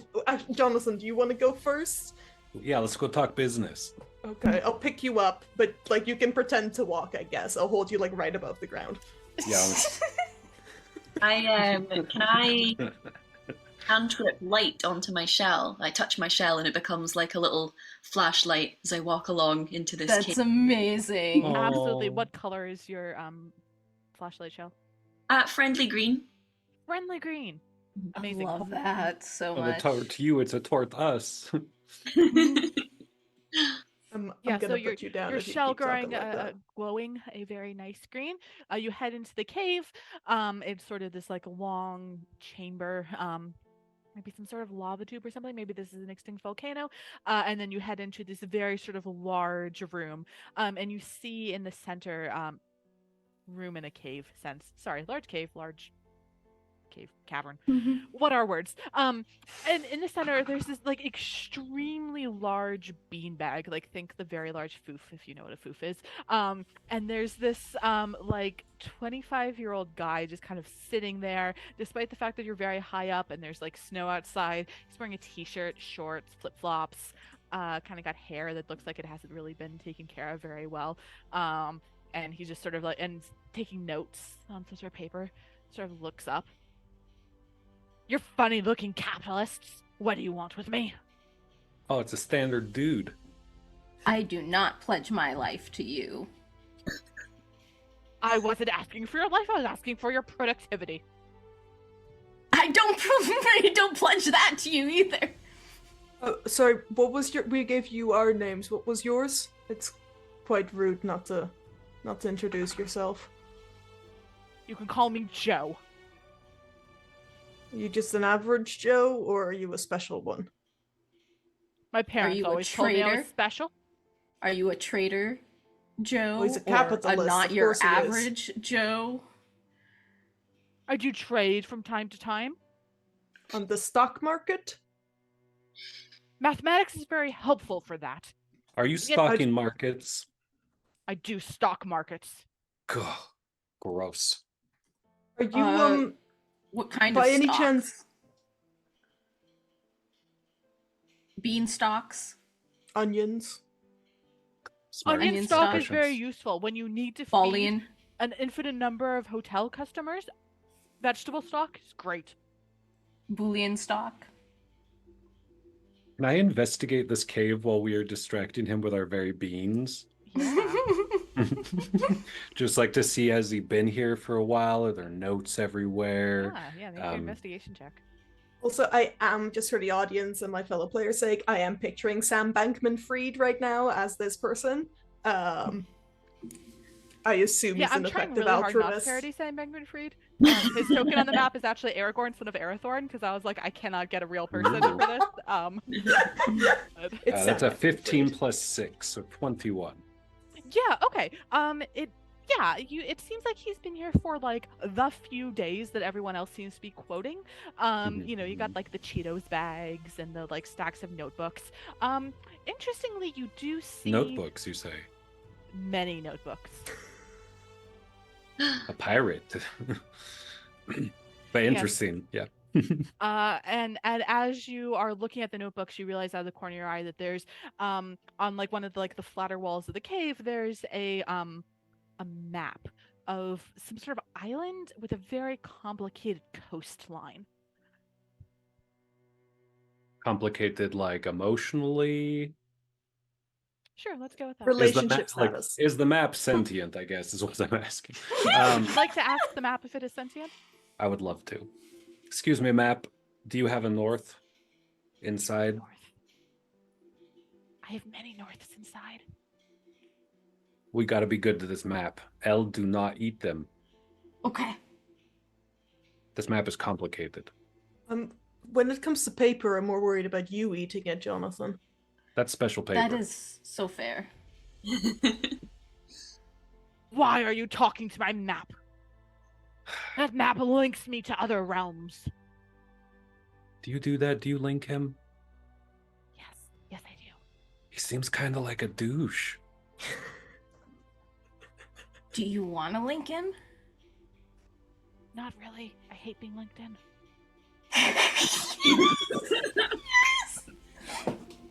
Amazing. It's actually too real today. Do you want to come with us, Map?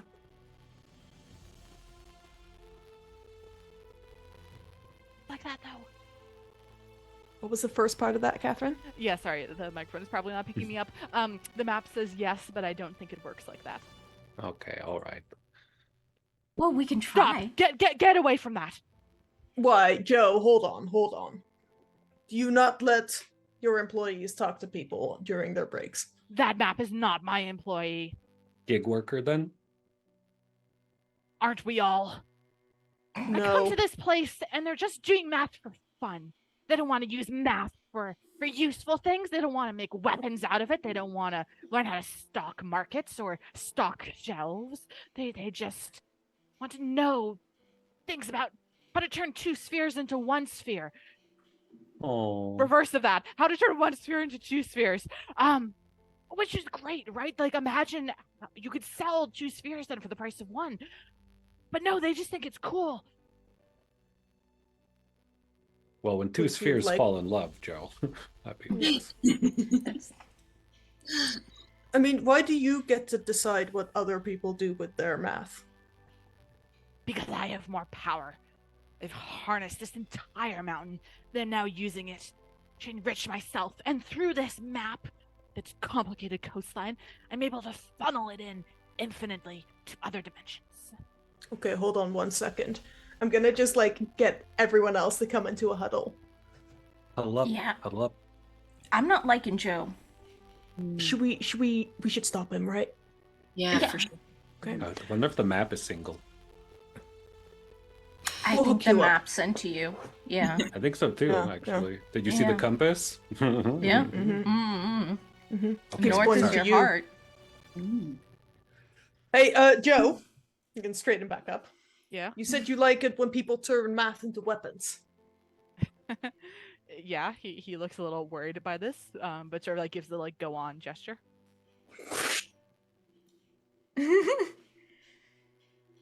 Want to see the formula I've carved into mine?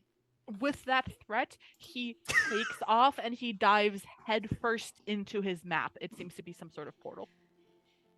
Is he within reach of me? No. Oh, damn it. Okay.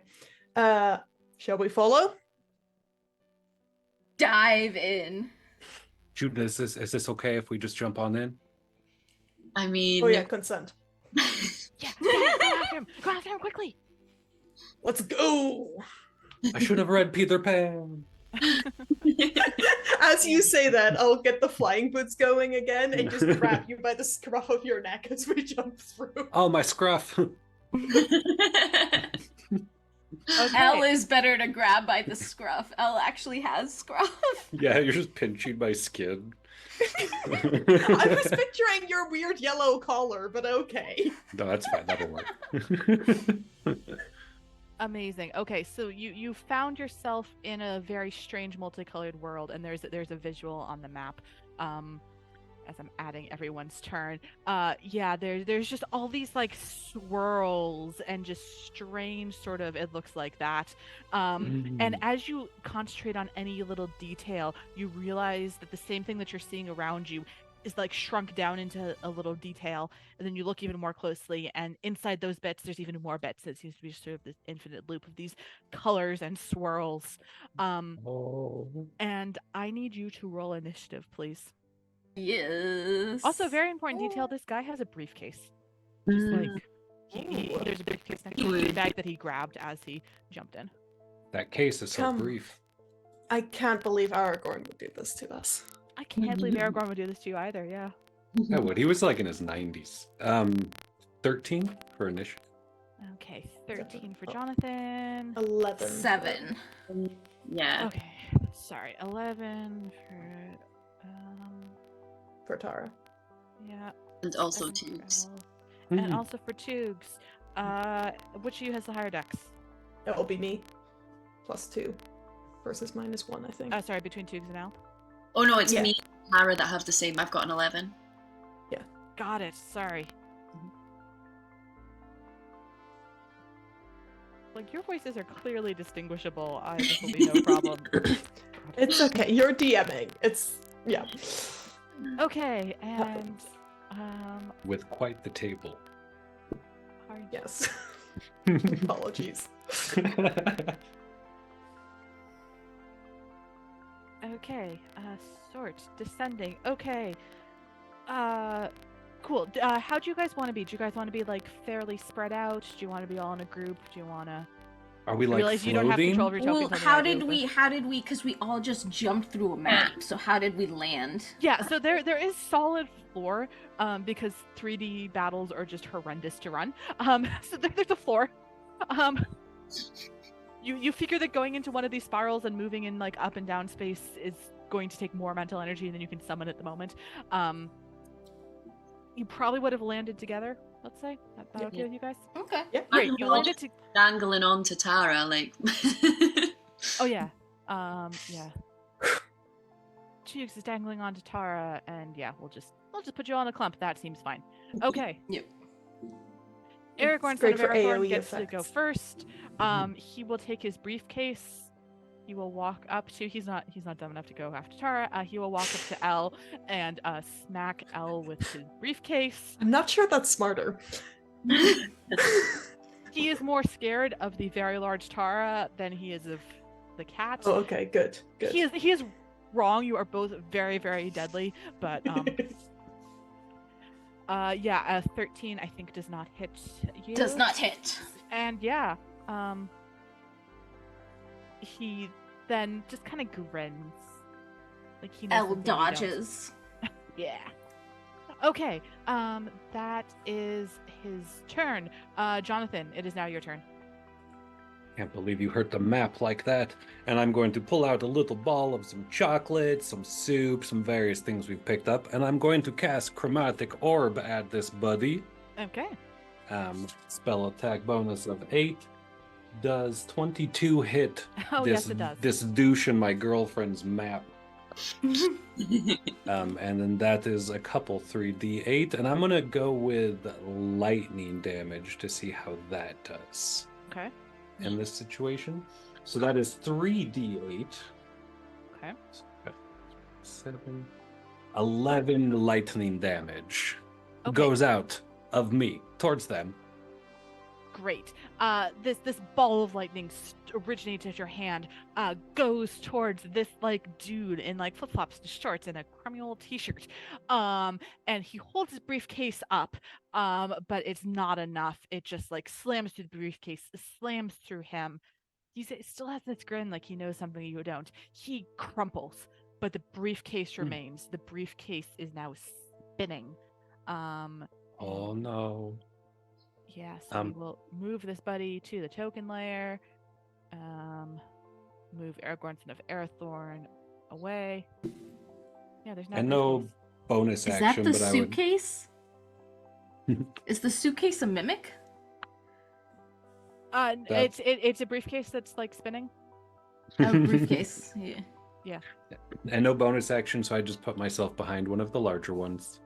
Okay. If possible, to do without triggering attacks of opportunity. Yeah, I mean, sure. I don't will remember go how chromatic hide. orb works, so yes, sure, you do that. You are now safely behind in the group. Oh, that's fair. Yeah. Yes, great. Cool. Yes, that's Jonathan's turn. Tamarog, there's a spinning briefcase in front of you. A guy just vanished. I don't know what's going on, but I don't This like briefcase this. is spinning very threateningly. Smack the briefcase. I'm going to one moment. I'm going to use my giant smite again to become large. Nice. Boom. Big. Smash. Smash. I believe that's a 16 to hit. Yes, that hits. 15, sorry. 15 hits. Nice. 3d6. That's a 2. I can re-roll that.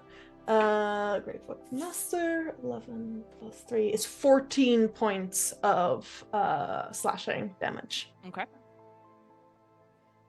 Cool. Action, bonus action. That's my turn. Great. Big slash through this briefcase. Its leather is cut. It would be very sad for people who care about fancy briefcases, but you're not one of them. Okay, that was Tamarog's turn. Jugs. Okay, I'm also gonna come at the briefcase with a chromatic orb. Yeah. What do I need to roll for this? 3d8s. You first make a spell attack. Okay. So d20 plus your spell attack modifier. Okay, so Which should be at the top of your spell list. Spell attack modifier. Okay. Cool. So that's a 19. Yep, that hits. Cool. And then 3d8s now. Yep. Am I adding them together? Yep. 11. And you get to pick the type of damage it does as well. Yes. Very specifically, I want to use the cold, but I want it to be like fractal snowflakes. Like, I feel like that's gonna have some extra power in this world. Amazing. You can take an inspiration dice for that, so your next time you roll a d20, you can roll with advantage if you want. Yeah, so snowflakes just like burst out of your hand and fly across, stick to this briefcase, causing like cracks in the leather as it freezes very, very quickly.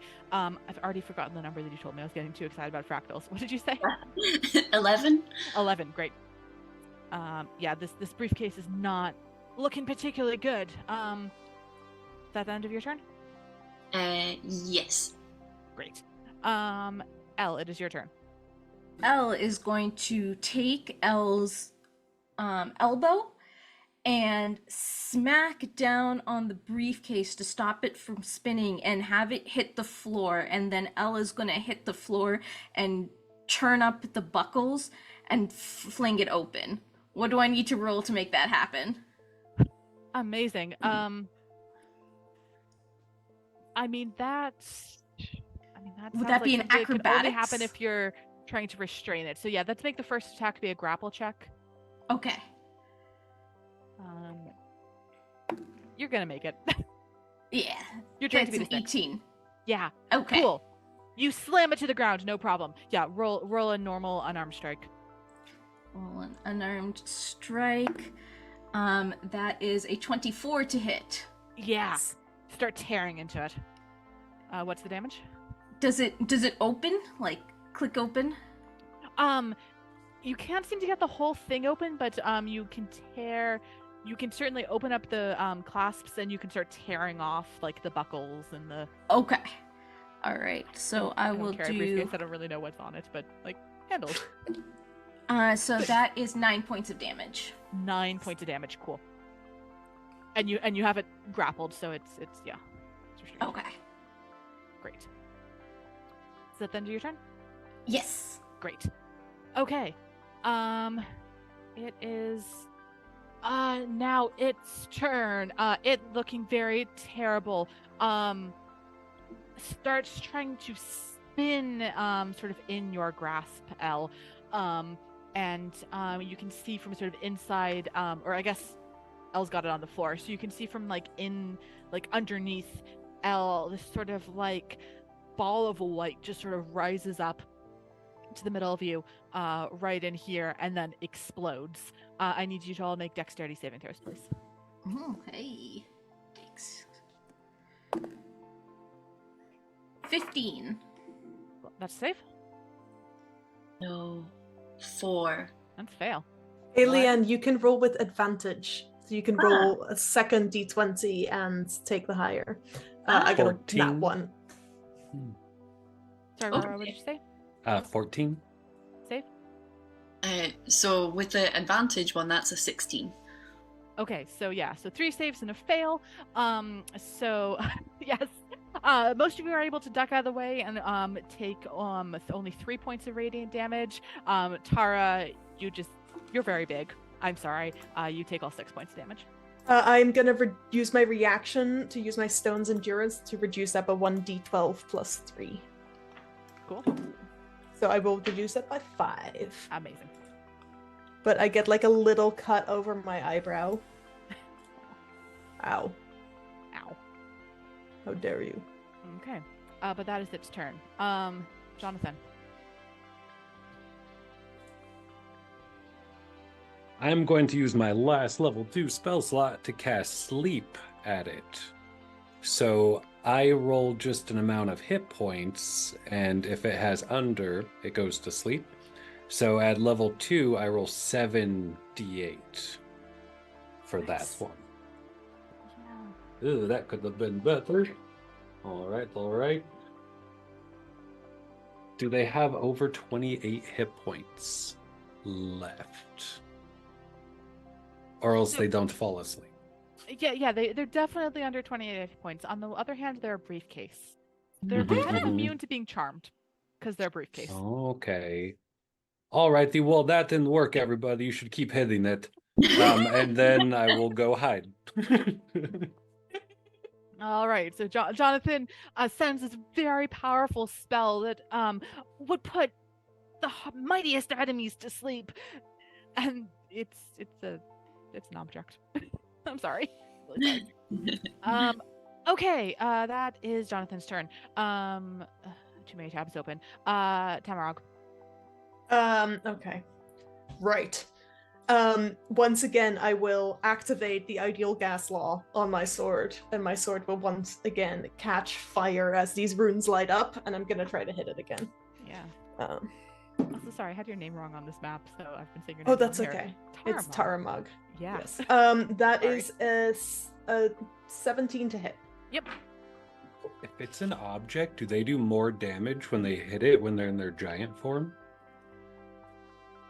Probably. Sure. No, I just added d6 to Okay. one attack I make when I hit. So that is going to be... I can do basic math. 17 slashing damage. Yeah, it's amazing. And 5 fire.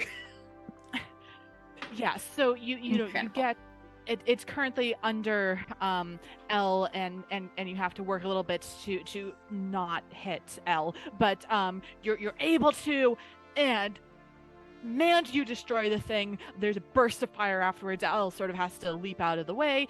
But you remember that little smile, and the fractals around you start swirling a bit, and then you come across this thing's third and final form. If this is technically the same creature, it needs to make a strength saving throw. Sure. Let me just. But do objects have strength saving throws? This this thing is no longer an object, so. Oh no! It's now once again Aragorn, son of Arathorn. No, it's Sadly something not. even creepier. Ooh. Something even Dare you creepier. call him creepy? I said creepier. That doesn't mean that he's creepy. Fair. Okay, yeah, you see this thing, sort of hunch over with like, sort of like, Stegosaurus like things coming out of its spine. It's got very long claws and just a singular eye. I feel like you meant spines coming out of its spine, but I'm just picturing Stegosaurus coming out of its spine. No wonder it wouldn't sleep. It's full of dinosaurs. Sorry, apparently 2.5 hours is the amount that I can DM before words start going funny. Sorry about that. Yeah, it's got a brilliant like, image. I yeah, love it. Stegosaurus toys coming out of its spine. It looks, and then you look into the little Stegosauruses, and inside them are like little creatures. For the Honestly, for fractal genius. Yeah, fractal stegosauruses. Yeah, each spine is also a stegi. Yeah. And it's got one sort of singular kind of like sickly yellow eye. And the more learned among you would recognize this as a type of Nothic, which are really obsessed with knowledge. But you get the sense that this buddy has been is knowledge obsessed, but has been tainted by capitalism. And so this sort of theme of like, most Nothics are like, use knowledge for knowledge's sake, and this guy is like, use knowledge to make money. Anyway, this thing seems deranged and is going to carry on attacking you. Sorry, Dagmar, you said something about a strength saving throw? Strength saving throw, please. Yeah, absolutely. Hey, buddy, in this form, what is your strength? +2, 19. Okay, in that case, at the end of my turn, as it's within 30 feet of me, a different set of runes, these on my armor, will light up as I activate my martial age stone runes, and Boolean algebra starts appearing everywhere. I looked up some things. Can it make a wisdom saving throw as well to try to not be charmed by me? Absolutely. Yeah, it Because is. it's no longer a briefcase, so I'm hoping this works. Yeah, it is deeply distracted by these runes and is like thinking about how it might use it to make even more money, and that's it too. Amazing. It has a speed of 0 and is incapacitated. It is descending into a dreamy stupor. And it repeats the saving throw at the end of each of its turns, not when it takes damage. Cool. Yeah, it is dreaming about Boolean algebra and all of the things that it can use to, rule various dimensions with it. And sorry, you said it is incapacitated, Yep. which is just actions, bonus actions, and reactions. Okay, buddy. Okay, that is Tamarog's turn. Taramog's turn. Sorry. That's alright. The word That's is my correct turn. in front of me, and I still said it wrong. Tukes, it is your turn. Okay. Right, let's see. I've felt the depths of capitalism before. On my travels, I know. And I know how much it poisons people, so I'm gonna try, but I don't know if it's gonna work. I'm gonna try and cast Lesser Restoration on this fractal Stegosaurus to see if I can remove the poison of capitalism from it, so that we can potentially speak to it. Amazing. Okay. Oh god, what do we want Incredible. to call this? Yeah, what kind of like check would that Use be? maybe like the spell modifier, spell attack modifier. Yeah. Okay. Yeah, roll a d20, add your spellcasting bonus. Okay, d20. You can take advantage because that's a really good idea. Okay. Oh my gosh. So 20, natural 20 plus a 6, 26. Amazing. As you reach up and touch this thing, what color is your magic? A friendly, like, you know the green that's glow in the dark that you get on those glow in the dark stars? Yeah. Okay, so the same green that your shell had been glowing, sort of extends from your hand into this thing, and this sort of like sickly kind of like yellow-green glow starts glowing in that color as well. The Stegosaurus is on its back, turn into normal spines. You see it sort of settle back on its haunches. It kind of calms down. It's still staring at the Boolean algebra, but it's no longer thinking about how it can make money out of it. It's just thinking about just how beautiful mathematics is. It no longer seems to be fighting you. And Jonathan, your fractal map girlfriend, whispers to you, I think you won. I think you did it. Some worlds end every day. Elle will pick up this gentle creature now so that we can step out of the map. I can send you wherever you want. Do you want to go back to where you came from? That desert? I'd like to go to the picnic area. I think we need to take Scout back. Which is lucky, because I was going to use Scout and a catapult spell if we got to my turn. So I think Jonathan's also accepting that we should take care of Scout. Scout this entire time has just decided that like they're done. This is like purgatory or something. Like this is what they deserve for being very bad fish. Scout. Yes. Are you enjoying the life of adventuring? No. Oh, okay. Never mind. If the GM will allow it, with numbers being wild and alive and chaos here, in my spring form, my face step, I can send someone else instead of myself when I misty step. So could I just send our little fish friend wherever they want to go, and then we don't have to worry about him, and we can do our own thing, even if that's a picnic. Mechanically, it should only go 30 feet. I can take care of it. I can send your fish friend. Judith, you just met them. I didn't know if you wanted to do that already.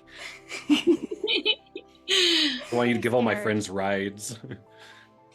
Jonathan, in your spring form, do you have any like nice ferns or anything in your hat? That seems like the kind of thing that would absolutely impress a fractal map. He takes his hat off and he's got a little bit of a tree stump that grows out of the top with a little clock in it that's always ticking down. He's like, but that's a story for another day. So yeah, you can send Scout wherever you would like. We can send Scout home to the picnic.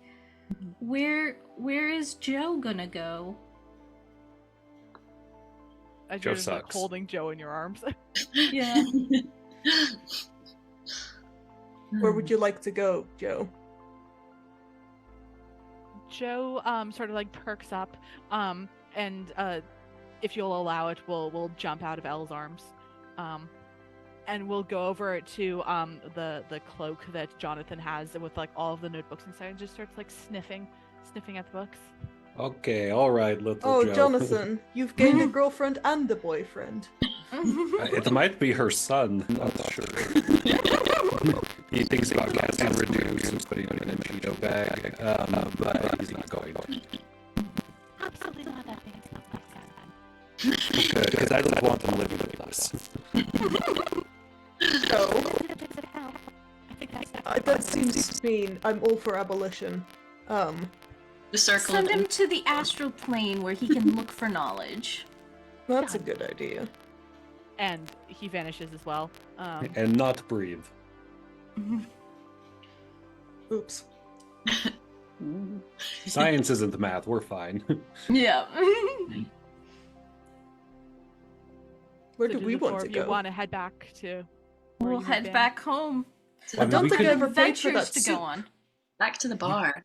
We could Yeah. stay in that ghost hotel for about as long as we wanted, it seems. Oh, we could check out, but then we wouldn't be able to leave. Yeah, no, I don't want to. They only had vegetable stew. Yes. I would get very hungry, and ghosts are not easy to eat. They're really not. Hey, Elle, can I ask something? I don't want you to think I'm being rude. You were gonna eat Scout, weren't you? Oh no. No. Consent. Inside check. Oh no, you can roll an inside check. Elle at no point was planning on eating Scout. Okay. Elle thought it would be hilarious to travel the world with a brave fish. And maybe Jonathan, if he can learns a few more spells, he can turn someone into a fish for you. Awesome. Humor schmoomer. I'm gonna settle down with Judith. I think there's an Airbnb we're gonna run down the hill a little bit. Is it the haunted hotel? Yeah, it's that one. Okay, yeah. Well, I mean, the sheep said they didn't get paid. They were just there, so I think I could just, turn them into something different, and then I run the place, and Judith and I can hang out. You guys want to come? Well, That's fine. Judith can take us back anytime, right? Yeah. Well, I'd rather she not leave me to not have to take me back. I'd rather just stay with her. Well, I meant send us back. Oh yeah, you guys can bounce. That's fine. I'll pay What do you you all. want to do, Tooks? I mean, I better be getting on my way. I kind of roll. I'm stuck in a bit of an infinitely long race. Right now I'm winning against the hare, but we'll see if I spend too long chilling, So yeah, I'm gonna go back to the bar and then continue my journeys, my travels, my teaching. You want me to come with? Yeah, you can tag along. Maybe I'll learn some new formulas. Elle's gonna come too. Elle wants to learn how to make a lotus origami next. Yeah, we got that. And Jonathan knows Tuga will be just fine, as he has a traumatic flashback of what he did to that hare. And so he's happy his friend will always win that race. Yes. And yeah, I'm happy that I've shown Jonathan just enough origami to impress their map girlfriend. Hey, it's a little soon to be talking about folding. Yeah, I was gonna say there's some ways that Jonathan can use that. Mage hand. Yeah, so Judith sends 3 out of the 4 of you back to the rooftop hotel where you started, rooftop lounge where you started. Jonathan, you are taken back to the cave where you pick up the physical form of Judith, and the 2 of you can go on what adventures or non-adventures you so desire. And with that, the narrative curtain shall fall on the mountain of Mathemagics. Thanks, you guys. Wonderful That was job, very Catherine. silly. Math is thank fun you, if you can Catherine. cheat. Math That's a is great fun. solution. You can cheat. Thank you so much, Catherine. That was really fun. I think the first question we have to ask is, Alien, first D&D session, what did you think? Oh, that was super fun, and I said to Catherine beforehand that I had like a secret side quest for myself, which is at some point I wanted to betray someone because I'm supposed to be like neutral. Yeah, and so I feel like with the rat and like tricking them into thinking that there was an extra piece of chocolate, secret side quest achieved. Like. Yeah, for a first game, it's great you are moves. Yeah. incredible. I hope that you get to play so many more games. Well, I mean, you're going to teach me all the crunchy, like. Yeah. Listen, we can connect, and definitely, I have some games. But yeah, this was super fun, and like definitely because I'm with a cool crew and an excellent DM. So thank you all so much for being here my first party. What a party it was. Weird. And Alien, where can people find you on the internet? What is it you are up to? Sam's already posting some stuff in the chat, but please do also tell the audience. If you can spell my name, Aylian, that is my tag on all of the social medias. TikTok and YouTube are where I'm most active, but for the month of July, I will be taking part in the Big Internet Math Off, which is on a periodical, and I will need people to vote in favor of me if you do like the maths that I'm putting up. So yeah, watch out for the Big Internet Math Off in July. Amazing, exciting. And Zoop, it's been wonderful to have you and Elle here. Least chaotic character somehow, I think. Like Yeah, tiny margin. Not that chaotic. And that's not necessarily. I'm usually a little bit more chaotic, but yeah, definitely. I have a card. You can check me out. Zoop Machine, ZOUP, and then the word machine, and that'll tell you where I am and what I'm doing. And I would love to play with you, person who is listening to this. Well, I'm also listening to this, and we'd love to have you back at some point because Thank it's you. been fantastic. Rara, you have been on the show before, but that doesn't mean we love you any less. And Jonathan intro. was so odd. What a guy. What a weird little guy. Where can people find you currently, Jonathan? Oh, hey, sorry, I'm Rara. Rara. I'm around. You can find me pretty easy. There's probably tags. If you're watching this or listening to this, there's probably something. You can follow that. But I do run the Heart is a Dungeon podcast, which is worth your time. It's sadder than Jonathan, and a little more melancholy, but it's lovely. So and we'll good. be at Rainbow Roll Fest next weekend. We have 2 entries showing up in that. And this Sunday, I'm GMing for Albion Abbey at 5 p.m. UTC time, so a little earlier on stateside. I hang out on a lot of non-US channels, it seems, because of wonderful people like Sam and y'all. Thanks for having me on. And I love that you held the flower the whole time. It's my first game on a standing situation, and I just love it. I'm never going back. This is so much better. And our other person at a standing desk, Catherine, amazing DMing as always. Anywhere that people can find you? Anything you want to plug? Well, first of all, it's so easy to DM for a group as wonderful as the 4 of you. Thank you so much. You are the best kind of chaos. Yeah, I can be found on @SharedCat on Twitter and Blue Sky. If anyone does the Blue Sky thing, I mostly talk about science, where I do math to learn cool stuff about birds and ugly mammals. And in a few months, you can check me out on a podcast called Dinosaurn, where I say intelligent words about things like stegosauruses instead of whatever chaos came out of my mouth when I got tired of DMing. There is room for both. Yeah, we'll definitely make sure to plug that podcast when it comes out as well. In the meantime, Science and Sorcery will be back on the 7th of July. We're taking a little break as we need to record some stuff next weekend. So 7th of July at 7 p.m. BST, we will be back with our campaign as we round out the tragic arc of another Tabaxi-like character's tragic backstory. There's a lot of tragedy going on right now.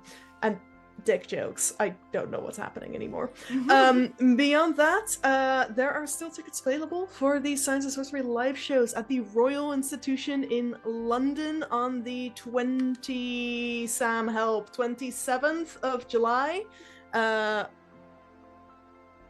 No one is telling me that's wrong. 27th of July, we have child-friendly shows. We have 13 and up, I believe, shows. They will be themed around either space or digestion.